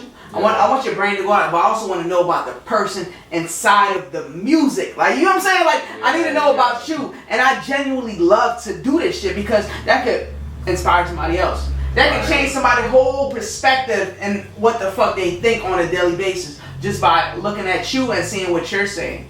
Do you agree? No, I agree. Okay. I agree. What the fuck did I bring up Kenya for? Because that's where he was living. Yeah, what? I'm trying to remember. I was living in Kenya. No more shots for the rest of the night. Man. Bro, he sound like Katt Williams every time. I'm so tuned in just because he sound like Katt Williams. I ain't gonna lie. Man, I look like. Wait, what did I say? I live in Kenya. And speaking fast, just like I'm Kenya changed my perspective on the black community, because at that point I was so used to seeing us in ghettos. I never saw this whole different side, and so my love for black people in general was diversified and expand. Okay. But this wasn't why I brought up Kenya. I forget what the fuck about it. Because we were talking about what love did to influence pretty much your music, and you started talking about love, and then you started talking about like the community aspects of the consciousness. So you lived in Africa for 4 months. Yeah. So by going to Kenya and seeing my people, but in a different perspective, a different lifestyle, a different culture, it made me also more accepting of things we don't consider the norm. What that look like? Things we don't consider the norm? I wasn't considered the norm for a long period of time. Like, every school I went to was majority black, and I was like the only light skinned for some fucking reason. So it's like give me a voice tint for some fucking reason. So like I dealt with bullying at a certain because of the light skin. Because of the light skin part. But despite that, I've never had any hostility towards my people. If anything, I feel like my people just society. Yeah, I feel like my people were a little bit more misled because they're just not exposed to everything that we could be, right? Because we're. But even to have the mental thought of that, like, all right, I know what it is. I know why they treat me that way. Like what you just said, that's what you're seeing, right? You're like, they're treating me this because of this, but in my brain, I know. They're just not educated enough, right? Yeah, there's Africans of all shades. You know what I'm saying? So it's like blackness is more than what we think. People don't consider the Afro-Latinos. You know what I'm saying? People don't consider all sorts of things that can go into it. It's about me being exposed to it. I was more accepting, because I ain't gonna lie, in high school, I wasn't the most accepting person. Alright. But through experiences and me remembering Africa, and me remembering all this and that, I became... You said 2 years you go? No, I was out there 4 months. 4 months. Yeah, my stepfather's Kenyan, and he got his citizenship, so to celebrate, we left the country. Oh, shit. Okay. And so I always cherish that memory, though, because it made me, for one, love traveling. Like, I've been to Puerto Rico. That's why when I talk about Puerto Rican, I was like... But I love Puerto Rican coffee. I need to give you some of that. That's the only coffee I like. Bustelo? I don't know what the fuck it's called. I was drunk half the time I was there. It was delicious. It don't even taste like coffee. And coffee makes like Katt Williams right there, bro. It was delicious. Man, I'm just saying, coffee make me shit, but Puerto Rican coffee don't. That's when you know that shit gotta be good. It's gotta be pure shit. But the good coffee beans. It's gotta be the good coffee beans. Just those just the 2 words you just said. It was like it good gotta be the shit. It should remind me when Katt Williams was talking about like it was like this shit right here, nigga. This shit right here. Look, Katt Williams is the truth. The truth, and that's what we need. This is the year of exposing in more ways than we thought. That's what they say. That's the year of the truth. He set it off, and I love it. You know what I'm saying? And I got no problem speaking the truth, but the problem sometimes is people don't accept the truth, or misinterpret it. There's consequences to the truth. You know what I'm saying? I remember. We getting real deep. We is getting deep now. His voice just turned into a whole commentary right there. Oh, we getting real deep. The truth is deep in itself. There's so many people learn from it, you know. Well, there are people in the music scene in San Antonio who are predators. Oh, that's facts. And so that's facts. every time I tried exposing one of them, niggas turned on me. And so that's The part of predators? That's how it goes. the predator Like artists? supporters. They're like, he Artists? wouldn't do this. It's He real. wouldn't do that.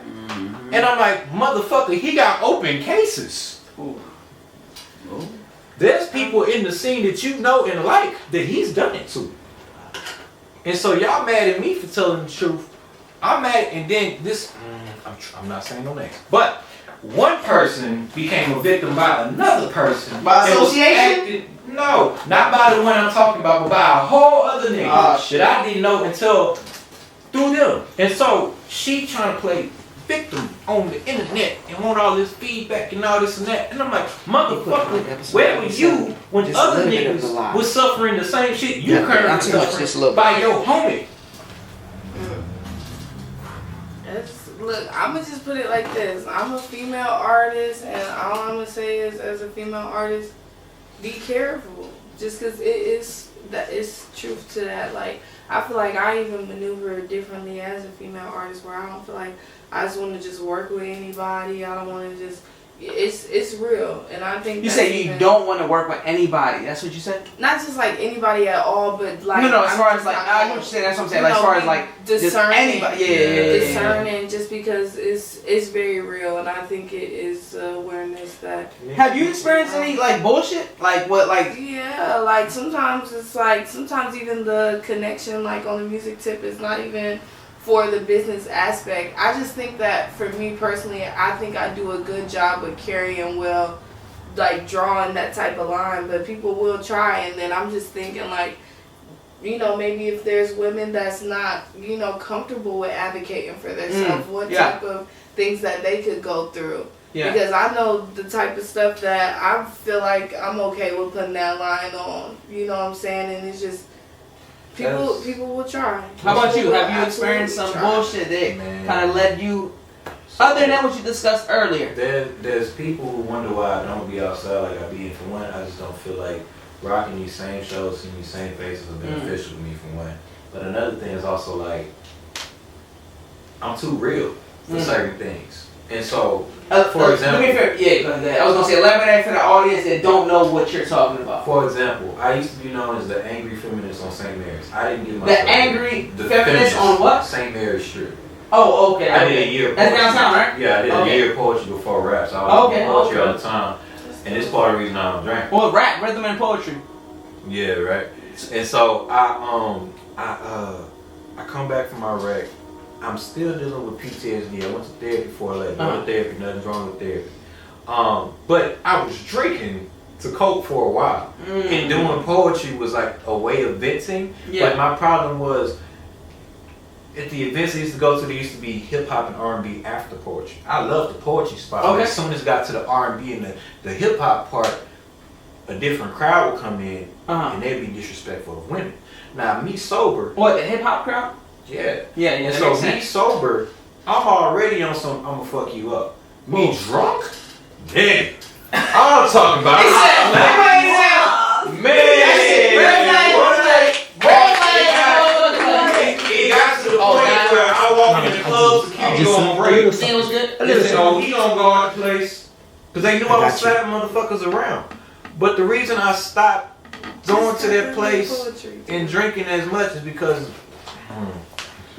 God damn, all sorts of shit. So when I came back, there was a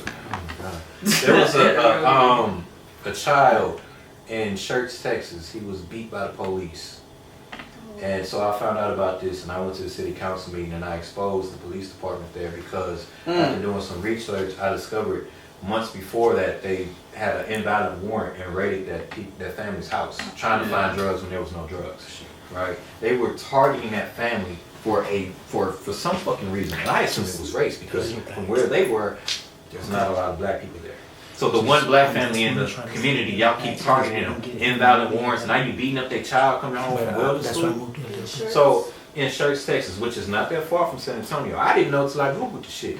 But so I exposed Church police, and then I started getting pulled over and harassed all the fucking time, like crazy in San Antonio. I'm like, nigga, I'm not even in Church. And so this dude, I had a friend I was taking care of, and he's essentially groping her. And so I check him and I'm like, hey, yo, chill out. And he's like, why? I say, that's my friend. I suggest you calm down. She was lit or what? She wasn't lit. She was just... But you just noticed what was going on. I know, but I'll sit in the club and peep everything. Yeah. It's part of the military training. It's just, you so aware of your surroundings, you're almost paranoid at times, especially when you got PTSD.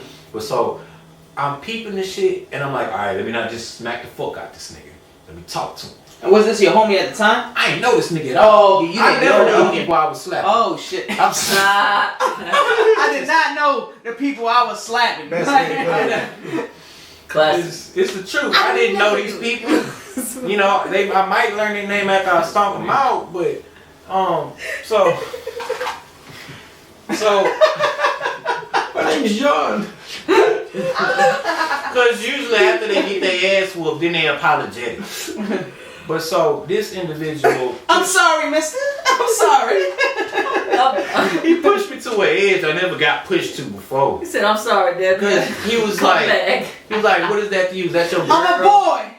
I'm a boy. Damon. I'm a boy. Said, I'm sorry I hit you, Debbie. Come back. Y'all know R.P. Bernie Mac, man. Man. But so he in his mind he's like, is that your girl? Is that a girl you trying to get with? I said, no. He asked you that? Yeah, he asked me. I said, no, that's just my friend, and you need to respect her boundaries. I was like, she too nice. That's why she not saying it herself. And he's like, oh, what you do for a living? I'm fresh out of Iraq, PTSD and drunk. I said, I kill niggas for a living. I'm talking Straight up. Just straight up. Yeah. I'm like, I kill niggas. motherfuckers. I kill niggas. What's the for a question living. about? Like, What you do? Yeah, and he was like, oh, what you mean? I said, I was in the military, just came back from Iraq. He said, oh, that's cool, I wanted to serve, but I was in the pen. I said, what you was in the pen for? He said, assault. I say, did you win? He said, what? I said, you talking to a law student to assault somebody, I mean, you swung first. You could swing first and get your ass whooped. Did you win? And he was like, did you win? Yeah, he was like, did you win? Did And he was like, I won my fight. I say, yeah, and I bet you ain't dropped the soap either, because every nigga say they ain't do that. I said, you dropped the soap, bitch, didn't you? I ain't dropped no soap. I say, whatever, nigga. You get the point. Leave the fuck alone, or we gonna have an issue. This nigga don't understand. This motherfucker, he say, alright, bro, my bad. We need more men like us. I say, like us? No, fuck you. I don't like you. Oh, he trying to join you? Yeah, he was like, no, I don't like you. I said, keep your hands off her, and we ain't gonna have no issue. Nigga come around me, put his hand on her shoulder. When we make a cute couple, I'm steaming at this point. I'm like, motherfucker. He was all this petty shit. He trying to. Yeah. And so she looking at me like, like she wasn't comfortable. That's and I'm like, hand up. Oh shit. And Did so it go down? they're talking. Did it go down? She moves out the way, and she runs up to me. She's like, let's go, let's leave, just please. I'm like, fine. So she's trying to calm me down. I'm drunk as fuck. But she knew you. She know me. Okay. She seen me slap. You just ain't know him, but she knew you. She knew me. She ain't really know him. Okay. She say she ain't really know him. So she's telling me, let's go. I'm like, all right, let's leave. On the way out the door, she in front of me. I'm like this. All I hear from behind is, wait, let me get a kiss. I turn around. He's like this. What the fuck? Running up. I'm so mad. Bitch. Bro, this sounds like so many characters. He just sound like Kevin Hart. I cocked that bitch back. I said, nigga, paya. And I love it. You get slapped. I slapped the motherfucker, and I ain't realized how hard I slapped him. Nigga flew. Damn. The nigga flew. Was it backhand? Yes, it was a backhand. And a backhand. Just to be specific, yes sir. It was a backhand. I went sometime, Bro, like crazy. in the man hold up video, when I backhand somebody, that is based off of real experience. I'm not, ain't no cap in my raps. The true stories of the riots. So I backhand him. He flies, hits the ball, hits the floor. Is that John? Yes. To be specific, he hit his head on the ball and hit his head on the Oh shit. floor. That could've been a lot worse. So I'm so drunk and pissed off. I'm walking up That could have like, been a death on your hands. nigga, I'm over here about to, I lift up my foot, get ready to stomp this nigga, right? And then I hear somebody say, is he breathing? I said, oh shit, is he? I was like, I sobered up real quick. Wait, hold up. I'm not trying to go to jail for the rest of my life. Yeah, I was like, oh shit. Hold on, wait a minute. And I caught myself.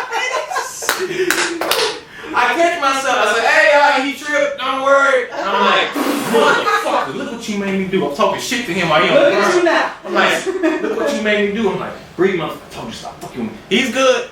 You choking him? No, I'm trying to give him CPR. I'm trying to breathe this nigga back to life. You did Yeah. I'm like, breathe.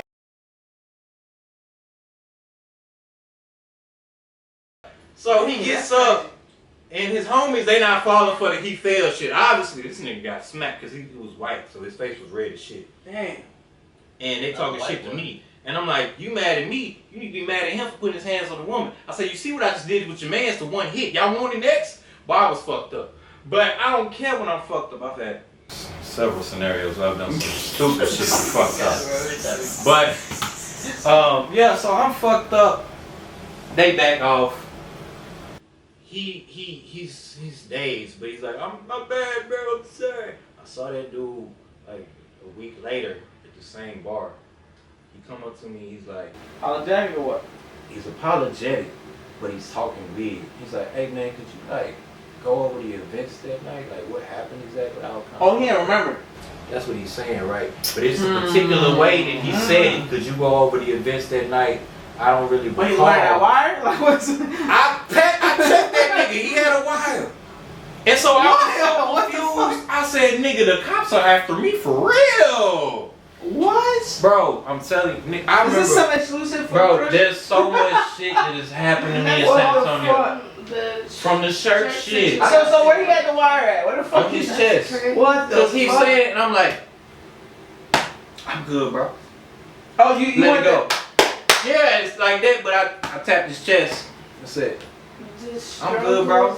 I said, I ain't got no issue with you. I said, I put my hands on you because you put your hands on her. Because he kept saying some shit before I did that. He like kept you saying, knew already. I had a feeling because he said, but if you want to tussle, we could tussle, bro. I was like, tussle? I said, nigga, okay, so first of all, you want to know, y'all like, so you want to know the events that occurred that night. And then when I tell you, because I said you were sexually assaulting a woman, so I beat your ass. And then when he's like, oh, well, if you want to tussle, so now you're trying to make me commit a crime where you would be the victim. So that's when I was like, let me check this nigga for a while. And I was just like, bro, what is happening? That's when I started to step away from politics. This was 2021. Yeah, this was before I started the label. I stepped away from politics because I'm so pro-black and so crazy. I'm not crazy. I am crazy. But I'm crazy, but I'm not crazy. Allegedly. I'm so passionate that I put a target on my back because I remember going home one day. I look in the rear view to The Voice. Remember I was talking about The Voice earlier? The Voice said you're being followed. I said, this don't make no fucking sense. I look in the rear view, I said, that white truck has been following me for a minute. So I stop at the mailbox, right? And he stops, but not to like park at the mailbox. I'm like, Same guy? no, just I never friend. seen this guy before. White man in a white truck. So I stop at the mailbox to get my mail. I get the mail, come out, he's still parked. And looking at me, thinking, motherfucker, I ain't never seen your car here or nothing. So now I'm like, go on ahead. I'm thinking, I don't know what the fuck. I'm like, go on ahead. I don't know why he was waiting on me for some reason.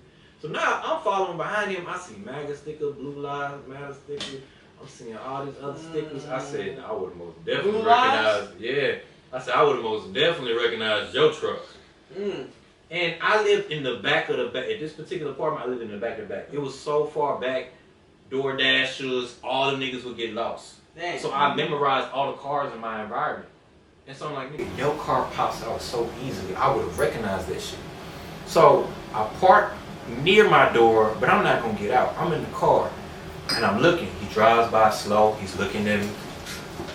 He drives by slow again. At this point, I get out the car. I got the strap on me. He drives by again 3 times. I said, you know what? What the fuck is up? I cocked it up. I'm like, what the fuck is going on? I'm like, you done cruised by 3 times looking at me slow as shit. Damn. Drove off crazy. That night, somebody broke in my car, stole my gun. Damn. So the next day, I hopped out there with the AR. I said, you could take the pistol, nigga. I got the stick.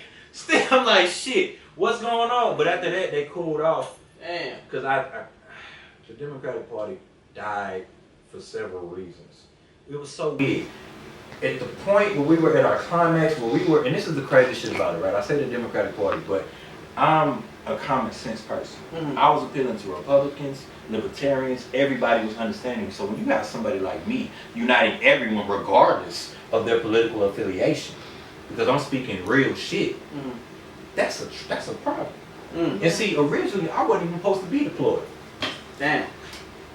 Christmas, right around Christmas time, I get a text, you going to Iraq. I can't prove it, but I swear to God they sent me to Iraq just to stop the party from growing. Because we were working on campaigns, we were doing all sorts of shit. And it when I got taken out the picture, weak leadership followed in the party, because then 2020 hit. And so then everything just kind of fell apart. So by that time when I came back, I tried to restart it, but it just wouldn't work at that point. The people I was there with either graduated or they just didn't care anymore. So I had to start my message and my movement in a new way. And once again, ding, ding, ding, here comes music. And it's working. You know what I'm saying? I was gonna say, that's why I feel like your logo is so powerful too. It just really shows the power of a voice. You know what I'm saying? Like, you're clearly making some type of movement for you to say one thing in one space, and then all these things, happen in these other spaces. Like, just the true power of a voice, and also like it's respectable the courage of that as well. Just because, I mean, I ain't gonna lie, I definitely resonate with that Katt Williams energy, but I also see the trouble that it can cause as well, to where it's like, they will definitely try to silence a person with that. And then these situations also show how deep the system, connected. I was watching a documentary on Tupac, and I always wondered why I related to Tupac so much. Tupac was the son of the Black Panther, right? And so, if you listen to Tupac's first 2 albums versus the rest, it sounds like a total different artist. He was really on some revolutionary pro-black shit. It's crazy how pro-black his first shit was. But suddenly he has a bogus ass case. Suddenly he's getting the rape charge. Right. All this and that. And so it's really hard to point the fingers, because part of me wants to point at Diddy and Biggie, right? But another point is they could all be in on it. Especially in hindsight now, right? Right, because it's like you had someone that was coming in like this so much. For example, Tupac's first record, like single, was They Got Me Trapped, and he's talking shit about the police. Then he had his first interaction with the police. They beat the shit out of it to where he developed Apolisha, and that's when he became bald. How the fuck you say it? The shit Jada Pinkett got. Yeah, Apolisha. Yeah, you right. Oh, okay, I said it right. Hallelujah. And so the more, if you can come in the game and be commercial and do all this and that, but if you come in the game, especially the way Pop came in the game, they gonna silence you quick. Why you think Kendrick can't come in the game immediately with Pimp a Butterfly? He had to come in with something that was real and authentic, but was also a bit commercial. Talk about that. How you feel about your recent situation with his diss against J. Cole? J. Cole, say something, nigga. Damn. Talk about Who you riding with? I'm riding with J. Cole, nigga. That's okay. Because I'm riding with J. I thought you was gonna ride with Kendrick because just what you said. But I ride with J. Cole. I love Kendrick. I love Cole. I used to love Drake. I used to. Drake, when Drake came, since 2016, Drake ain't been the same. You know what I'm saying? Nothing was the same, right? And even though he had these hits and things that I would like, I remember I was on the bus in school when Views came out. I said, hey, what y'all think of this new album by Drake? Like, it's good for some tracks. It was like 20-some tracks in there. I said, something don't seem off to y'all. And he later on admitted he was angry while writing Views, right? So as a true fan, I knew something was wrong back then. But then to see how it progressed, I said, this ain't the Drake I knew and liked. Right? The best I ever had. Like, like I started looking at Drake funny when he said started from the bottom. I said, nigga, you know damn well you ain't started from nobody. You started from the grass, but right? I was like, either way, hey, it's an anthem. I fucks with it, Drake. But since 2016, but for the people that did start from the bottom, yeah, it was an anthem. But this is the funny part about it, right? Over time, Drake has gotten worse. Kendrick stayed the same, and Cole has gotten better. Oh yeah, Cole. But see, I always been a fan of Cole since back then. The mixtape. Yeah, I always been a fan. The warm up. Yeah. At the same time. Hey, I always been a fan of Cole, and I just feel like Cole is like genuine. I feel like Cole is real, and like out here riding on a bicycle, like, like he don't give a fuck. Like I feel like Cole, and he even said it in a song. Like he's not coming at rappers. He said he's not gonna say he's not coming on a diss track for clout. Yeah. He said that in his song. He's not coming for clout. If he come at you, it's gonna be for something real. Exactly, and I feel that 100%. But this is why I feel like Cole should respond. Cole's always talking that I'm the greatest shit, and you said we started the big thing, Humbly, I feel he said it humbly, but then he said I feel like I'm Muhammad Ali. But he included Kendrick. He included Kendrick, but then also think Well, about look, it. you gotta think about this. He's in a song with Drake, and he includes Kendrick. How humble is that? Like that's like me. I don't rap with you, but I'm gonna rap with me, X, and then I'm gonna include you. Why would I include you? It's because you can't ignore him, but then it's the following things. I'm Muhammad Ali, the Spider-Man meme. Me and Drake looking at me. So then you included him and then excluded him. Well, yeah, you know about that. I know about the Spider-Man meme, though. You know what that means? Mm-hmm. Okay. The GOATs. So it's like, if it's you and Drake, then you, even though you just included him, you just excluded him. And so my thing is, as much as I love Cole and I love his albums and I think his albums are more relatable, I bump Cole more. If you gonna talk that great shit, this is the perfect moment to prove it. Beat that nigga Kendrick in a battle, and they can't say nothing no more. With that being said, we do got an outside question. I got some tea. First of all, I got some tea. I love that we are in a room full of people that's saying Cole, because like he's literally the reason I listen to rap. Like how your introduction with Tupac, that's Cole for me. Yeah. He just dropped Might Delete Later. He just dropped. But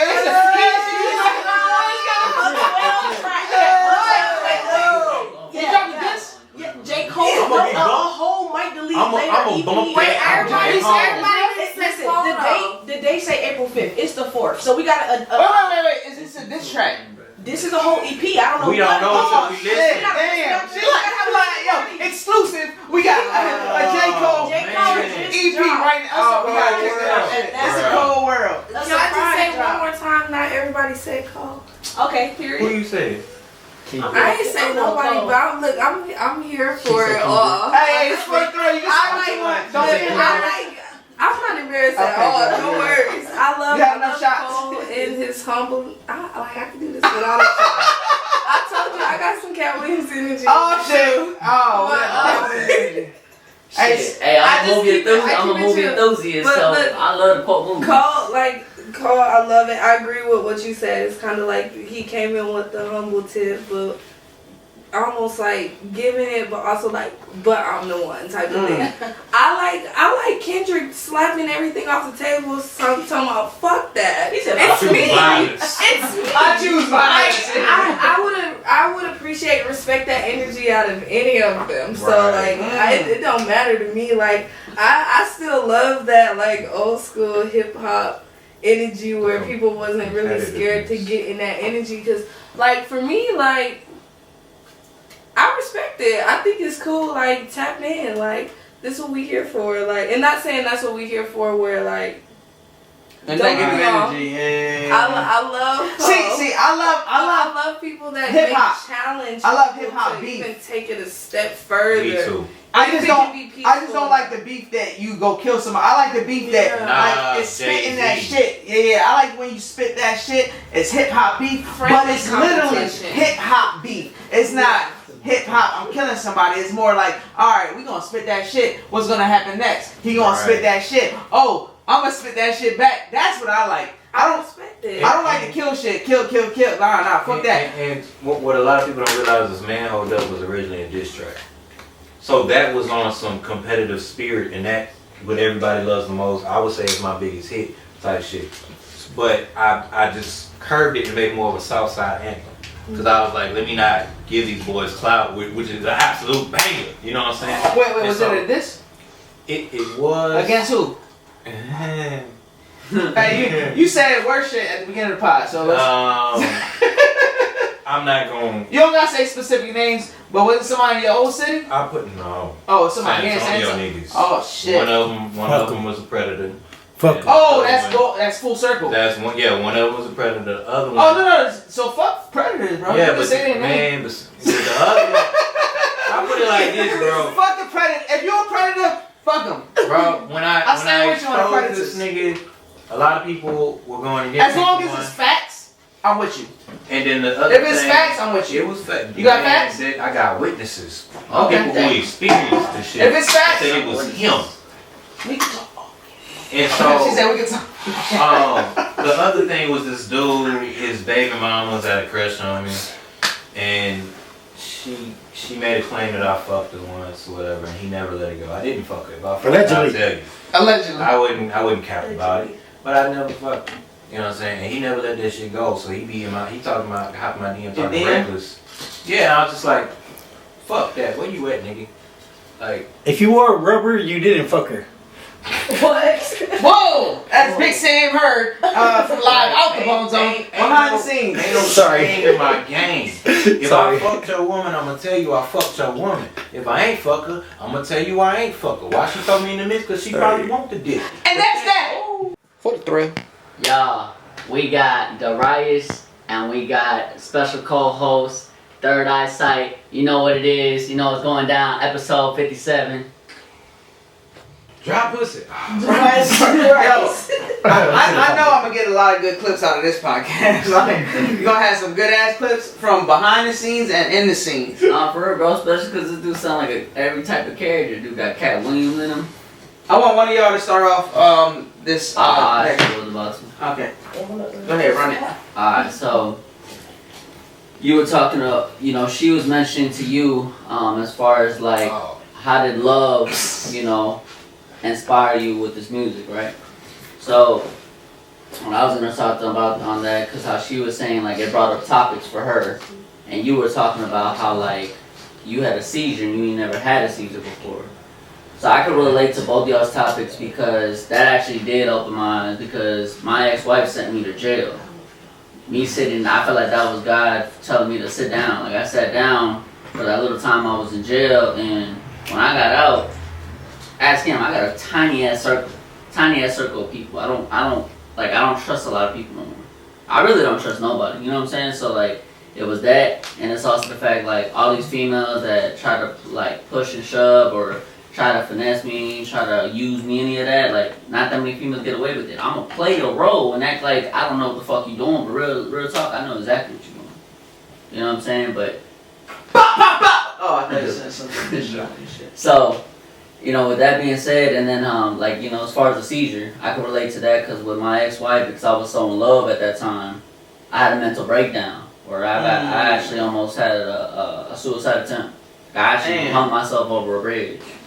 Oh, this is new to me. I never heard this shit. Like literally, I hung myself over a bridge. Now when I say you literally hung yourself over a bridge, I don't mean by a rope. When I say I hung myself over a bridge, I mean like I literally threw myself over a bridge, and I like literally like was holding on, and like you wasn't sure if you wanted to do it or not. Yeah, of course. You know, I was hesitant because so you jumped over and grabbed some shit. I was emotional on one side of I may not get her back again. You know, because she said she. Wait, so you jumped literally over a bridge though? Yeah. And you was hanging. Yeah. That's some new shit. And then the other side of me was all like, if I do this, how my kids gonna look at me as their father? You know what I'm saying? So there was two things that were like right there. So it was like I was fighting my own demons because I didn't know which one to like actually stay to where I make my decision. So I was, you know, hesitant on it. And I don't know, some dude that night came out of nowhere, like literally, cause like I pulled myself back up, and then like I was about to let go again, and some dude like literally grabbed me and said like, no, don't do it. And I was like, who are you? He was like, don't worry about that. Just don't do it. He was like, God brought me here. God brought me here and told me that you got a life out there.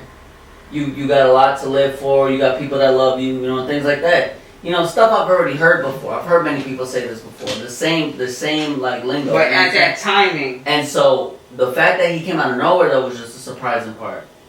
So then it's kind of like he was an angel, but it's like inside me, I wanted to do this, so I'm the demon. That's how I seen it. So it's like, because I still wanted to do it, he ended up walking away, he gave up. Of course, he's an angel, he ain't God, you feel me? So, and he walked away, and when I tried to do it again, all of a sudden I just hear screaming like, "What the fuck are you doing?" And it's my ex-wife over here freaking out. I was like, no, go home. You don't give a fuck about me. Go home, whatever. Damn, I never heard this story. And what the fuck? literally, freaking out of like three cars just stopped out of nowhere. 3 cars stopped out of nowhere. They got out. It was like, I was like, "Ma'am, you okay?" She's like, "No." She was like, "My husband's over there, like, it's like over here hanging. He's hanging himself over a bridge. He's trying to kill himself." And so she called me. I hear her run back to the car. She's calling the cops. What year was this? She's over here screaming. This was 2022. She's over here screaming and everything like that. Like, it's like, "Yes, please, I need help. Like, my husband's trying to kill himself, whatever." And these people that pulled over ended up grabbing me and like they brought me over here. I was like, "Come on, man, you like don't do it." And I'm over here trying to like push them off, but I couldn't. There was too many of them that pulled me up. So they pulled me up, and then the the SAPD got there. They got out the car, and it was this black officer, right? He over here was telling me, and I'm thinking in general, all right, I'm gonna probably get in trouble for this. I'm going to jail, whatever, you know? Because I like, even though like I like, you know, like I was like having like a mental breakdown. Was it ISF or something like that? So he told me, I was like, "Look," he was like, "I understand what you're going through, and I want to help you." So he sent me to Lawyer Ridge, and at first I thought, you know, this is what I needed, you know, and I thank him for it because, you know, maybe Lawyer Ridge was for me. But the classes they take like a lot of drug addict classes that I ended up attending. And I'm like, here this dude was like, "I'm Ben, I'm an alcoholic," and it was like, "I'm George, and it's like I'm a heroin addict." I'm looking around, everybody saying this, and that. I'm like, what the fuck am I doing here? What the fuck? Like, I'm none of these. You know what I'm saying? So I was like, bro, I don't even need to be here. And I was only 3 days in there, but that taught me, like, that this was not the place for me. Yeah, it gave me a little bit of like, it gave me like a little bit of leeway of actually like stuff to look out for, and the fact that like I'm not these people that are in this hospital like this. But yeah, that's why I bring that up, because like love, bro, it definitely can fuck with you mentally. It definitely can fuck with you mentally, and of course that's only if you let it. And sometimes it's something that you can't control.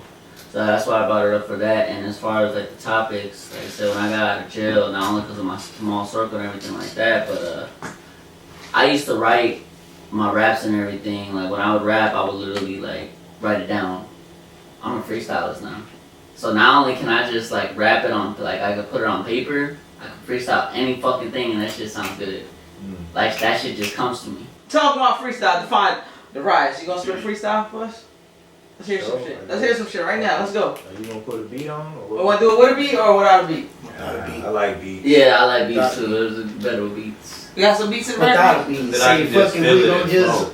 You want to hear something? Okay, let's talk on the beat. While I'm fooling up beat, one of y'all ask him another question. Fuck it, just flow. Without a beat, fuck it, just flow. Let me ask you this question. So, just because of the whole love situation, right?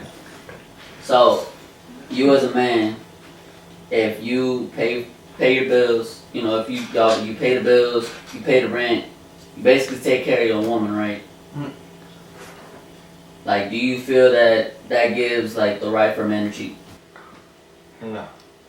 It's all about your agreement. Whatever you agree to in a relationship, if it's open, poly, you name it, cool. Because I know people in relationships where the agreement is he pays for everything, she takes care of the house chores. Well, it's 2024, ladies. I can cook and clean for my goddamn self.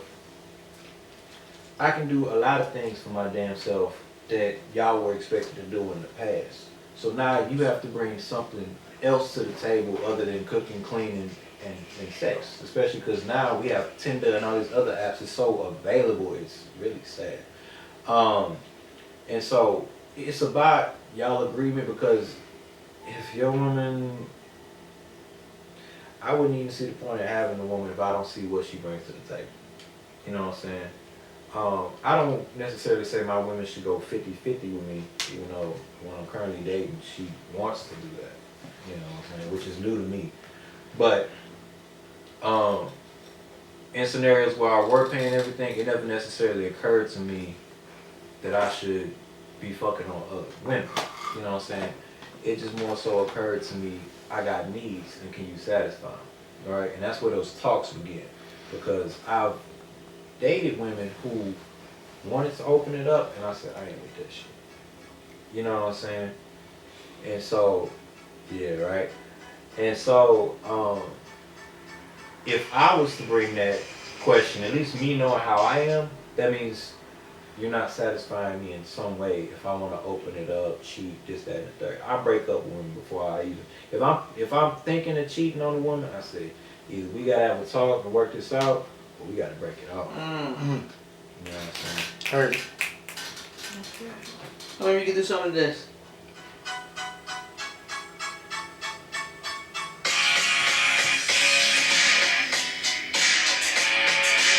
Funny. Unique beat. Sounds like EDM. Like rolling down the street with my motherfucking solo. Nigga talk shit when I pull up with the fofo. It's a fucking dope. I'm care about no popo. What that nigga say? Fuck him. No homo. Boy, I'm crazy. My niggas stay crazy. I don't care what a nigga say cause I'm slaving. Any motherfucker run up with a fucking chopper. With a nigga flat on the ground yelling doctor.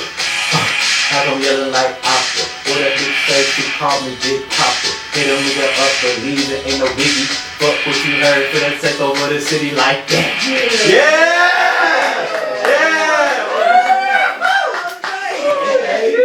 He turned up.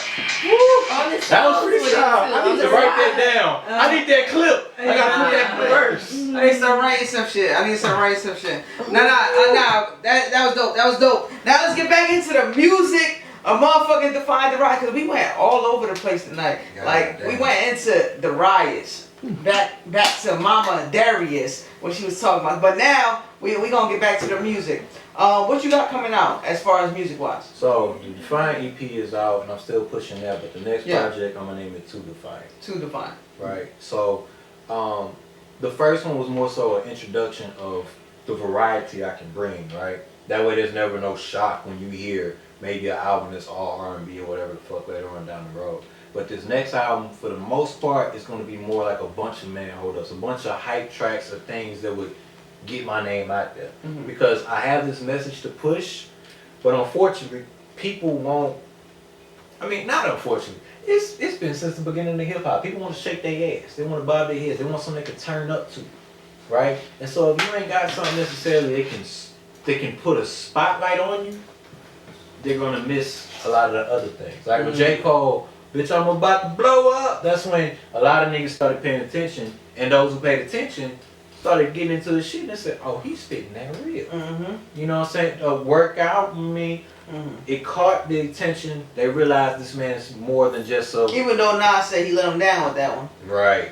But with Wally Wally. Nas, niggas, they make their own shit. You know what I'm saying? And so it's like, it's just a part of the game. As much as some people want to talk shit about it, and so To Defiant, oop she wally wally, oop she bang bang. Like, most of it's gonna be. Yeah, I agree with you. The comparison there. Yeah. Like, that was his time of like, oh, that shouldn't have been done. And then You Owe Me with Genuine. You know what I'm saying? Yeah. Shawty, ain't get you like. Look, this is what people like. This is what they want to hear. They want to hear something they could turn up to, and so. I got no problem doing that. Most of the album's gonna be that, but I'm gonna name it To Defiant, kind of because of what happened December and the beginning of this year. I feel like I've been Defiant because of what happened at December and the beginning of this year. I feel like at times I'm too defiant. I feel like I'm overexerting myself. What happened? You know what I'm saying? Like, sure. You know, things that happened between me and Katona was unfortunate, but, you know, like I said, I will, if I was to ever do the Katt Williams on it, I will admit my mistakes. And I think I overexerted myself. You know what I'm saying? I think... Overexerted yourself how? I had good intentions. Okay. Right? And so... But? The problem was, when it came time for me to drop... Okay. All the money's coming from me. You get what I'm saying? So I was increasing my hustle, but at the same time, that was causing issues right? So it was like Defiant EP was supposed to drop in like August. I pushed it back to December to slowly push him. Okay. You know what I'm saying? And so I'm like, all right, now it's my turn to drop. And the first video, that's when the issues started popping up. And it's crazy because I tried to explain it. I said, yo, it's been forever since I dropped the video. It's a tribute to Nipsey Hussle. It's a dope ass track. That's why it's doing so well. It's still the best video on my channel this year, right? He was like, you're pushing yourself more than me. And I said to him, well, for one, I've been pushing you for 6 months straight. Damn. And so with Google Ads, you can set up a monthly budget, right? Or just a budget for the overall campaign. And so if you spend, I think it was $500, you get a $500 coupon or something. Okay. And so I tried to give him a coupon. That way, that $250 for that month wouldn't be on his tab. Okay. Because I'm trying to be within the budgets. When you say on his tab, what you mean by that? So his people wanted a 5K budget. They didn't want him to go over 5K. His people, who's that? Well, like, what you mean when you say his people?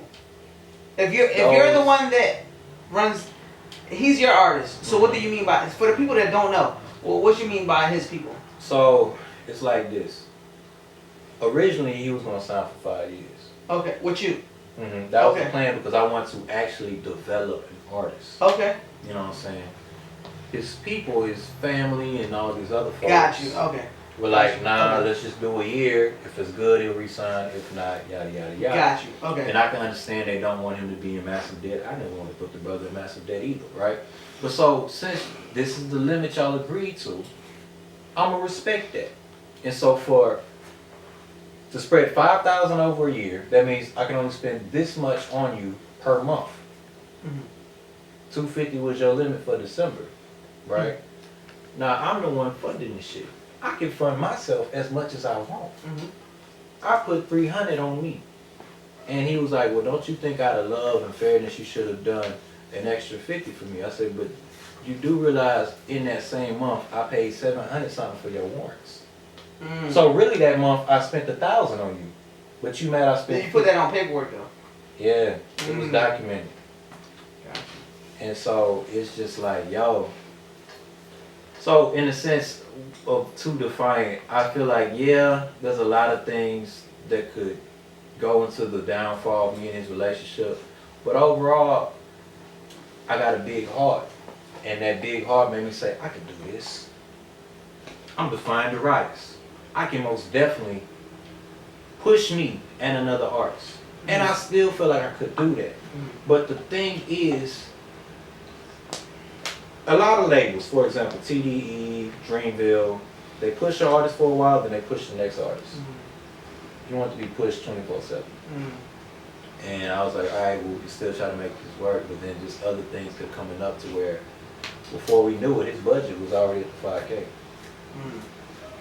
And I was like, look. Was there a signing bonus? No. But that was agreed upon with him reading the contract? Okay. Yeah, because I could have gave him some money, but it's just like, you could use that towards your pushing your stuff. Okay. You know what I'm saying? And he wanted to push it, which was understandable, you know what I'm saying? So, and I'm not going to sit here and lie. At first, I got a little too carried away with the spending. As far as you spending on him? Yeah, for the EP. Okay. I pushed it a little too hard than I should have. Okay. But that's because in my mind, the contract originally was for the Go EP only. And I explained this to him. The Go EP is done. You can be released from your contract today if you like. Okay. He didn't want to be released from his contract. He wanted to continue it going for the year because in the contract it said the Go EP or more selections if the company decides. Okay. My wishes are aligned with your wishes. I want you happy. This is Illustrate Records, creative freedom. You know what I'm saying? And so we kept going, but he just kept wanting to spend on this, that, and the third, and I'm like, look, I highly advise against that. I don't recommend it. And that's when some issues came about. So I'm like, all right, you know what? You the artist. You and all these people around you, y'all want this, that, and the third.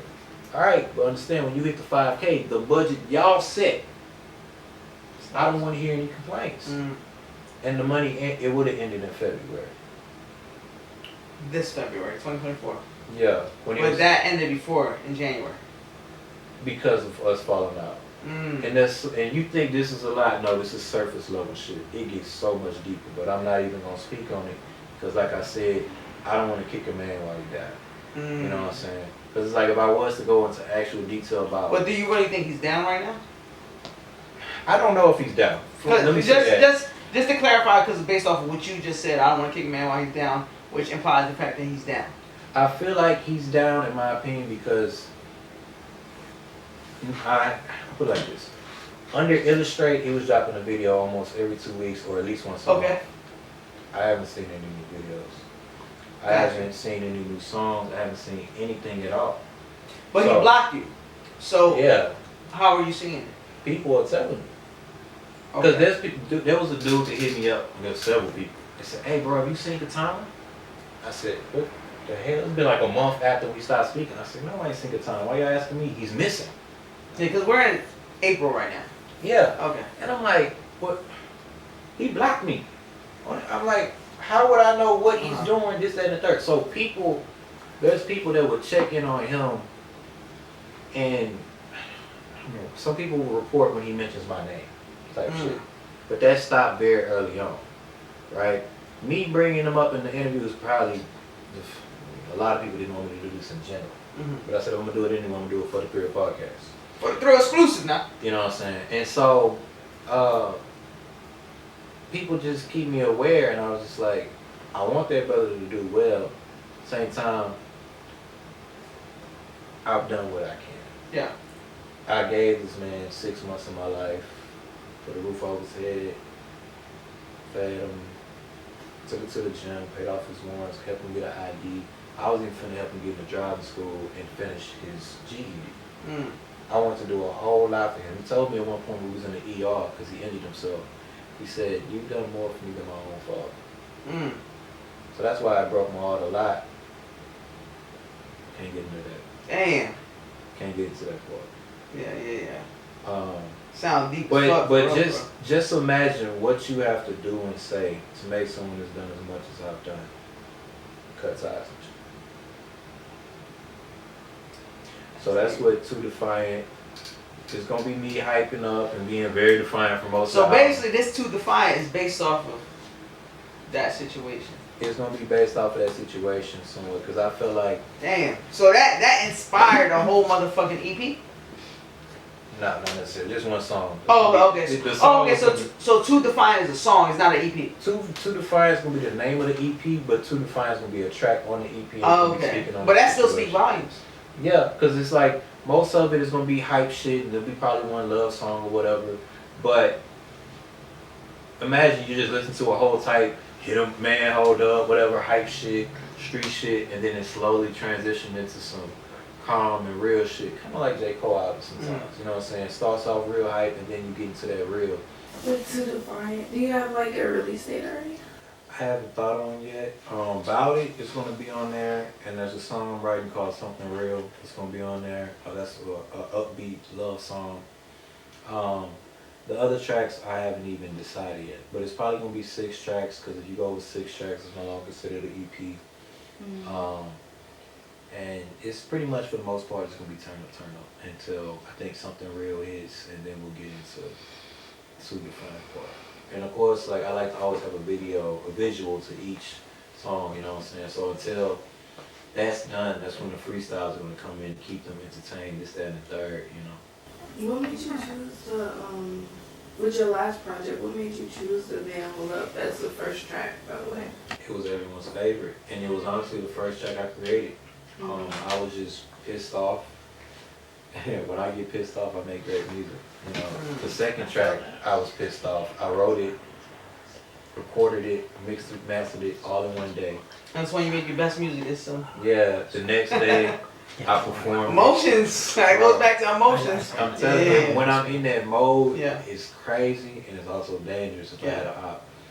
But so Wednesday, I wrote it, recorded it, mixed and mastered it.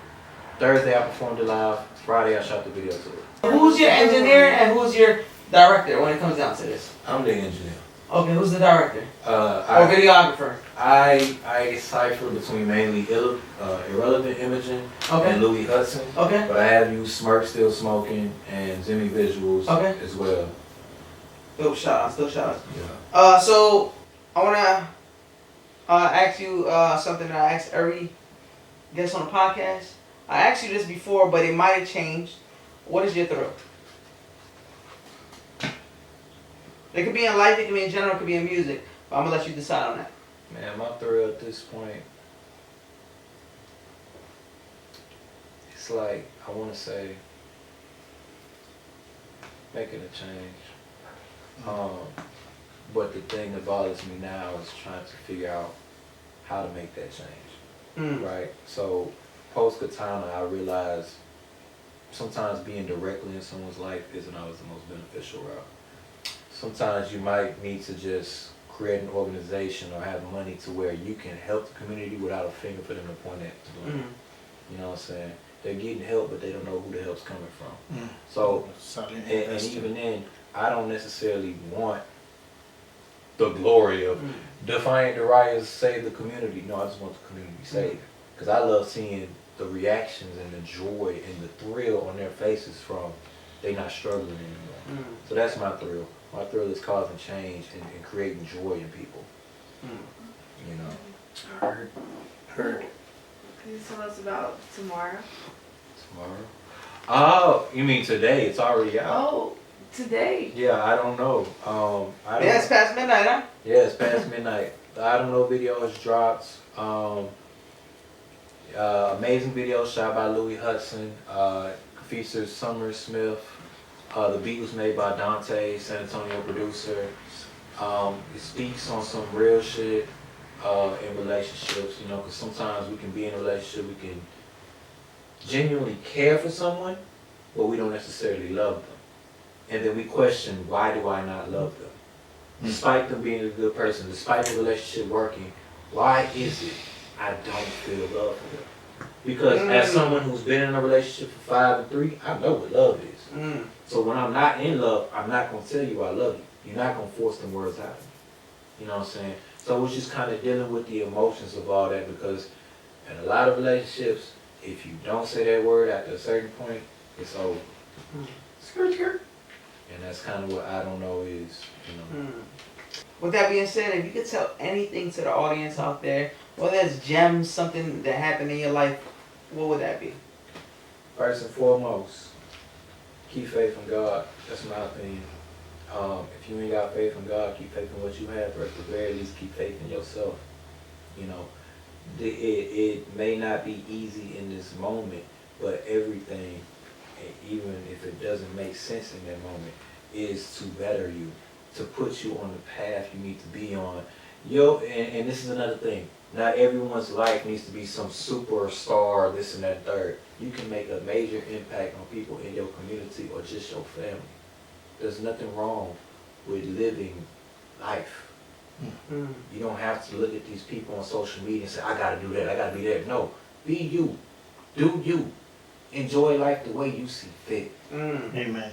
Live life, don't let life live you. Right. With that being said, any closing questions from any of the co-hosts or the audience? I had a question. So like I told you before, like I really just fuck with you like as a person, and I know that you have a lot of plans in music, and I know you mentioned like basically making music that people can like, I guess, digest easier or quicker. When it comes to like your activism and everything else that you do outside of music, at some point, is it your plan to like make an album based off of that, or you know? Because when I think of this, I'm thinking of like Common, or like how back in the day, like we used to pass all these gems, like all the knowledge that you have, we used to pass it through music. So like at some point, or even now, do you have plans to do that, or like what's your perspective on bridging that gap between like education and music? Yeah, I definitely want to speak life through the music, right? J. Cole's song, Love Yours. I've heard multiple people, there's been videos on it, people say that song saved their lives and made them reconsider suicide and made them reconsider a lot of things. And so, to this day, people still quote Tupac. They got money for war, but can't feed the poor. Oh, So there's a lot of gems you can drop in music, and I still plan on doing that. I feel like I've kind of already done it somewhat, to be honest, but it's like you're saying, getting that message out there by having more digestible music, like you were saying, because one of the reasons J. Cole is my favorite, as much as I love Kendrick, you gotta be in a certain mood to listen to Kendrick sometimes. You can't just cut on that damn Kendrick. Whereas J. Cole, you can just cut it on, vibe out, and be like, yo, that's some real shit. I feel like you definitely have those elements in there. I love the question that you asked as far as like, I guess if it would lead to like a whole album or something, but I definitely seen those elements within that. And I appreciate it too, because I feel like even with my own music, I feel like on a similar way where I want to like balance out that digestible element, but also it's like got so much of a mind with so much to say too. So like, yeah, I feel like you definitely, because I know it makes me think of the song on the project that you just put out. Was it Someday? Someday. Okay, yeah. Someday with that fire sample on there, like. My favorite You track. definitely put those elements in there, and I appreciate that too. Like I appreciate artists that go into both, because sometimes I don't like the pressure that's put on artists that are able to tap into those deeper topics. Like that's all we can talk about or something. Like I can have fun too, just I get deep, but we can have a good time too. Or we got backgrounds before, a lot of us saints was sinners before or whatever. So it's like. I feel like you do have that balance for sure. I feel like I've definitely heard the elements of both for sure. Definitely. And I feel like it catches some people off guard, because they're like, you was just talking about hit them niggas up. Now you talking about my brother. That's okay. Yeah, and I'm like, you are my brother, and so it's time to hit you up. But please don't let's not get to that point. Peace. You know what I'm saying? So yeah, balance is needed. You know what I'm saying? I was speaking on earlier, there was a survey done, and they were saying this group makes quality pots, this one makes quantity, right? In the end, those who were making quantity ended up making more quality pots than the quality group, because they kept going. The practice made perfect. They got better with time. So if there's anything I'm gonna tell you, keep going. I know we want to be perfectionists, but paralysis by analysis is a real thing. When you focus so much on perfecting something, you make no progress. Some progress is better than no progress. Keep going. Nice. I do have a question. We got Big Time Heard with Live in the Bozo. Let's go. So I deal with mental health a lot. I do a lot with mental health, and I always like to ask those questions, especially for the artists. Like, what do you do when you're just feeling out? You just want to give up. You're just in bed all day. You just are like, I'm done. Besides praying, besides music, besides family, is there anything else that really, really touches you and helps you when it comes to dealing with mental health? This is mainly for me, because I'm dealing with it right now. Just like, I know I'm not the only one. I'm not gonna lie to you. I think everyone has something that works for them coping wise, right? For me, something that works is exercise. But there's also people who might have certain conditions that prevent them from exercising, right?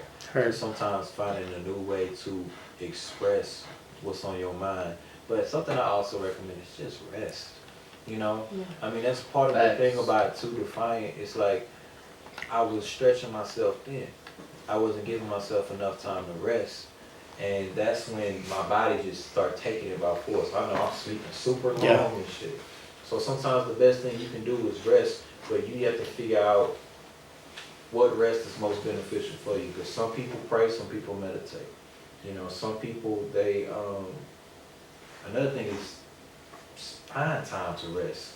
People act like there ain't no time. There's always time to rest. There's always, you make time for what you care about. And you should make time for what you need, because if rest is what you need, make time for it. And figure out what is most beneficial in that rest time for you. Because I know people that paint when they rest, and it's not to make anything pretty, it's just to simply get the emotions out through the strokes. Thank you. Good question, man. I'm actually glad you on that topic because I'm in college. I just started college this January, and I'm also work for Amazon. So I'm like literally right when I get off of work, I literally have to go to class. My class is at 11. Team no sleep. So I get 3.5 hours if lucky, you know what I'm saying, if that. Because I still got to go home, take a shower, you know what I'm saying, then, get ready to go to sleep. Now, I'm glad you brought that up because even though you were talking about resting, and it's crazy because my friend that was here earlier, she was the one telling me that I'm getting lack of sleep a lot and I need to sleep more.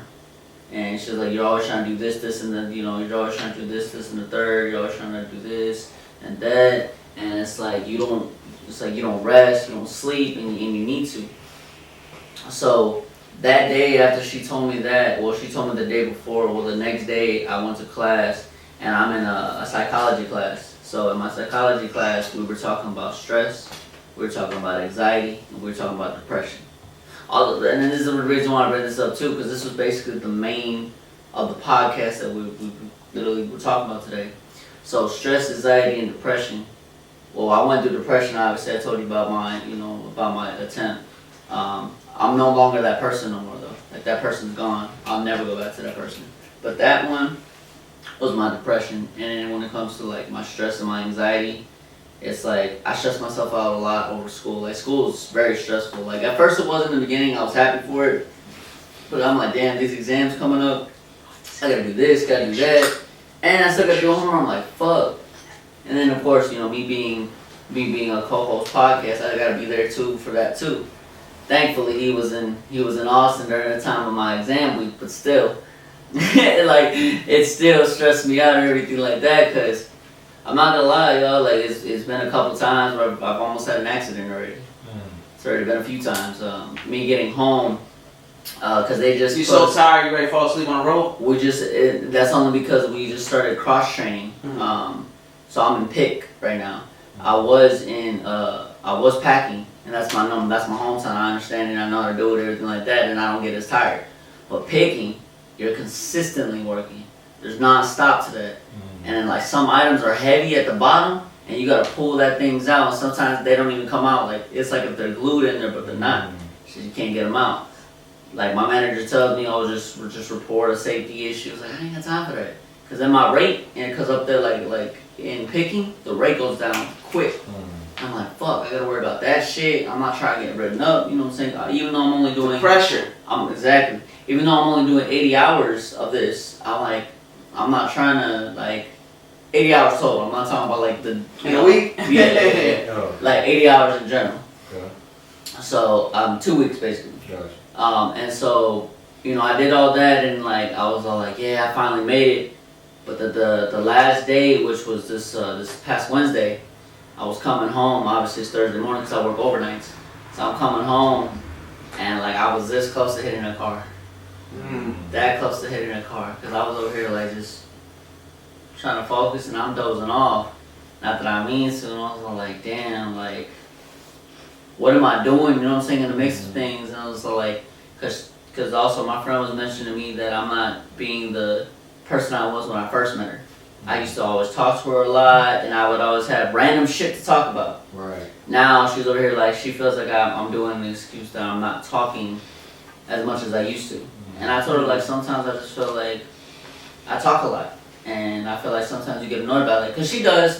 She admitted it, you know what I'm saying? Because I told her you told me that shut do you ever shut the fuck up, whatever. And you tell me that you could be joking all you want, but to me I'm gonna take it as because I used to back then people used to say I talk a lot. I'm a Pisces. You can't accept me for who I am, then you move on. You know what I'm saying? But I'm glad we brought that topic up because stress and anxiety it's a killer instinct. I think what a lot of people need to remember is to prioritize themselves and their health. That part. Because before I got these recent blessings, I think it was 3 weeks ago, I worked myself so much I was sick. I've had friends who worked themselves into the ER. You know what I'm saying? Because when you sleep that's when your body is replenishing the energy it needs for your immune system and things like that. And so we in America we have this culture of work, but it's like, well, hell, imagine you spend 65 years working so hard just to pay off all the damage you did during those 65 years to your health. You can't even enjoy retirement. You know what I'm saying? And I know it's easier said than done, but I always tell people, look around. There's other options. Read the room. Yeah. Different jobs, that's why I love people on schedule. You know what I'm saying? You just gotta find something that works for you because I was in college. Oh my God. I be forgetting. Triggering. Yeah, I was in college. I was the president. I was starting the label towards the end, and still in relationships. But I stressed when you said that. It was, still in relationships. Relationships be like, the worst. I can't get out of it. Relationships be the hardest part sometimes, man. Oh shit! I ain't gonna lie to you, but it's just shit. But sometimes why I let things go, I ain't gonna lie to you. So it's how you got to, right? You gotta let it go. Cause it's like, if I'm on this mission, if I'm trying to achieve certain things and you getting away with that because you're not understanding what I'm trying to do, I'm not finna force you to be in a position to stress yourself out because you can't accept me or my mission for what I'm doing. You know what I'm saying? So that's why I've ended it with a few women, because it's like, you unnecessarily stressing me because a lot of times they unhappy with themselves. Because I can be alone and happy as hell. You are supposed to, I'm not supposed to be your sole source of happiness. I'm supposed Happiness to compliment from within. I'm supposed to compliment your happiness and we boost our overall happiness. If I'm the super happy one and you kind of happy, or at least that's how it seems, and then the reality comes in because now you starting to peel back them layers, now we both getting lower in our overall happiness because you was lying. That's why it don't last past 3 months, because when you meet people, they show you they're representative. You're not actually meeting them. And then over 3 months, it starts the mask starts to come off.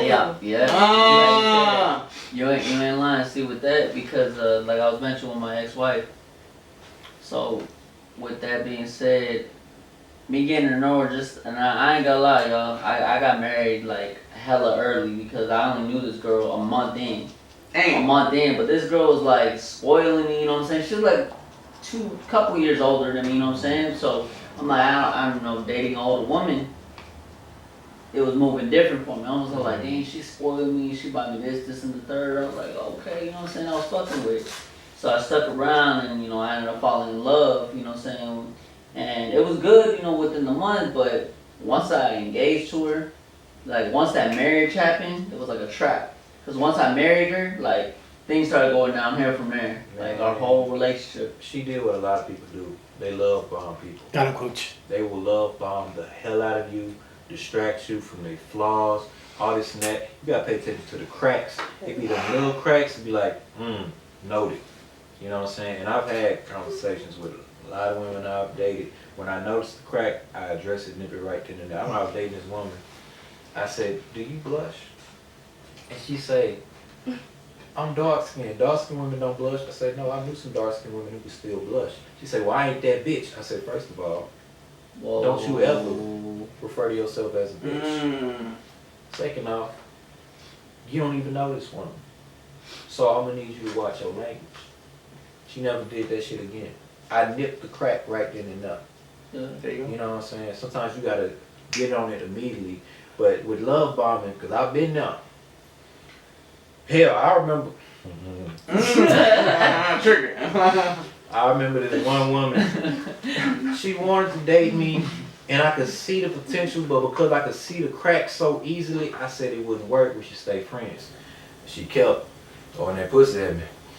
And so, did you catch it? Hell yeah! I mean, but that was my problem. I should have caught it. He said that was his problem. Caught it, right? And so, instead of love bombing me, she sex bombing me. I guess you could say, right? I remember she holding my dick while sucking it. Yeah, but that was hurtful, huh? And she gonna say, and she gonna say, She's a good woman. you gonna be my boyfriend? I said, wait. Wait, while holding it? While holding my shit and sucking it. You gonna be my boyfriend or not? I'm You like, can't ask me right now. Like, yeah. I'm ask like, me right now. Till you say that dumb ass shit. Nah. She's black in the neck. Yeah, so after that, that's when I immediately stopped that because I realized that is toxic as hell, that is manipulative as hell. I'm not finna go for that shit.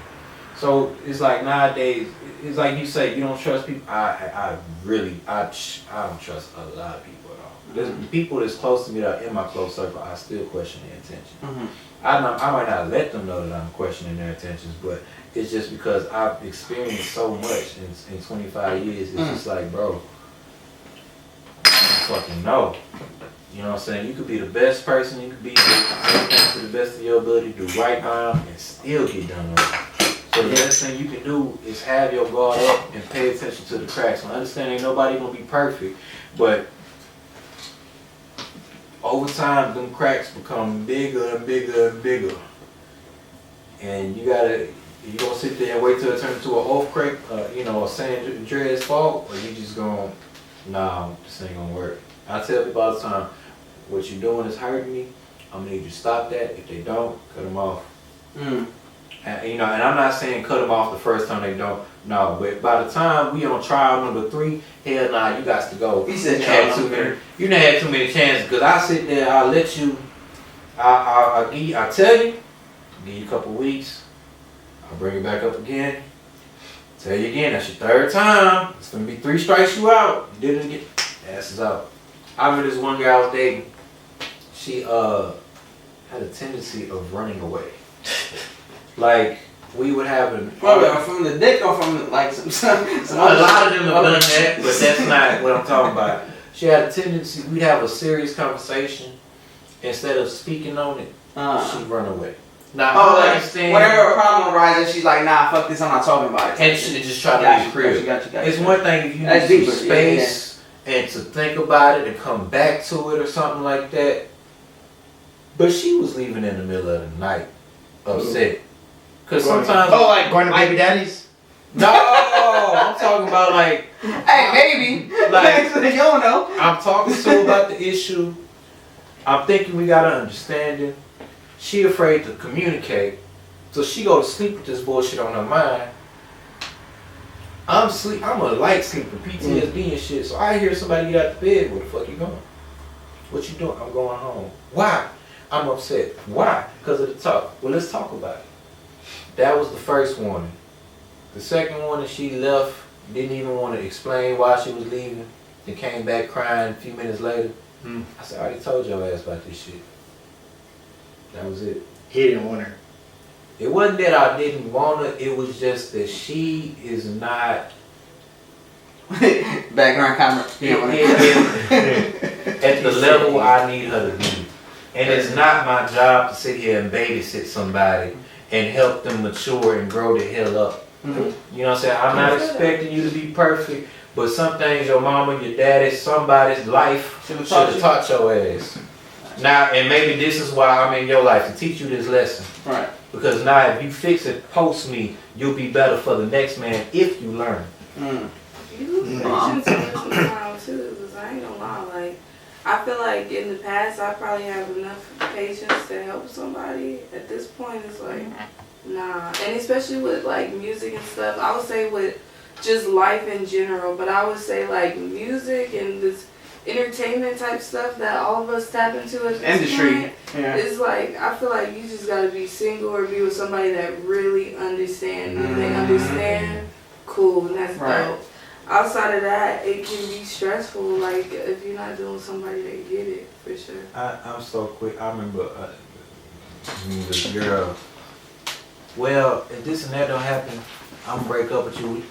Okay, it's over.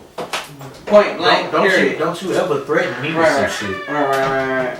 That's how I know already what time it is. Like, you trying to manipulate. No, I tell you from the jump, I'm not giving up the same shit that attracted your ass. Me running this label, me doing all these great things. You want me to stop that? Not that you have me.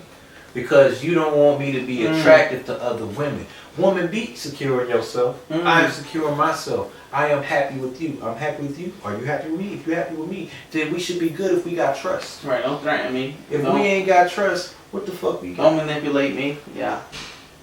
Mm-hmm. That's facts. That's facts. Good stuff. Yeah. Listen. This episode got deep. Very deep. Got real deep with Defiant Darius. We had special co-host, motherfucking Third Eyesight. Co-host in the building, Papi X Dinero. Yes, sir. This episode, we might have to come back for another episode with this guy because we got deep, and I feel like we got more into Darius than we even did the music. and with that being said, a lot. He did speak on his music and everything, and then he got deep when it came down to him and Katona. That was something you really spoke about a lot in this podcast, without us even like.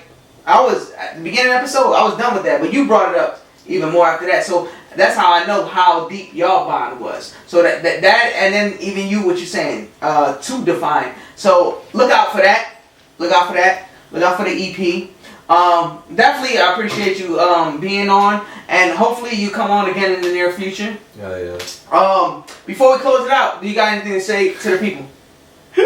Again. Yeah, I'm like, Oh yeah. I know. Right? Earlier I said that we just Man. The drop today. You can remind them about the drop today. Oh shit. Oh, drop today. Let's close with that. Let's close with that. Check out I Don't Know, the official music video.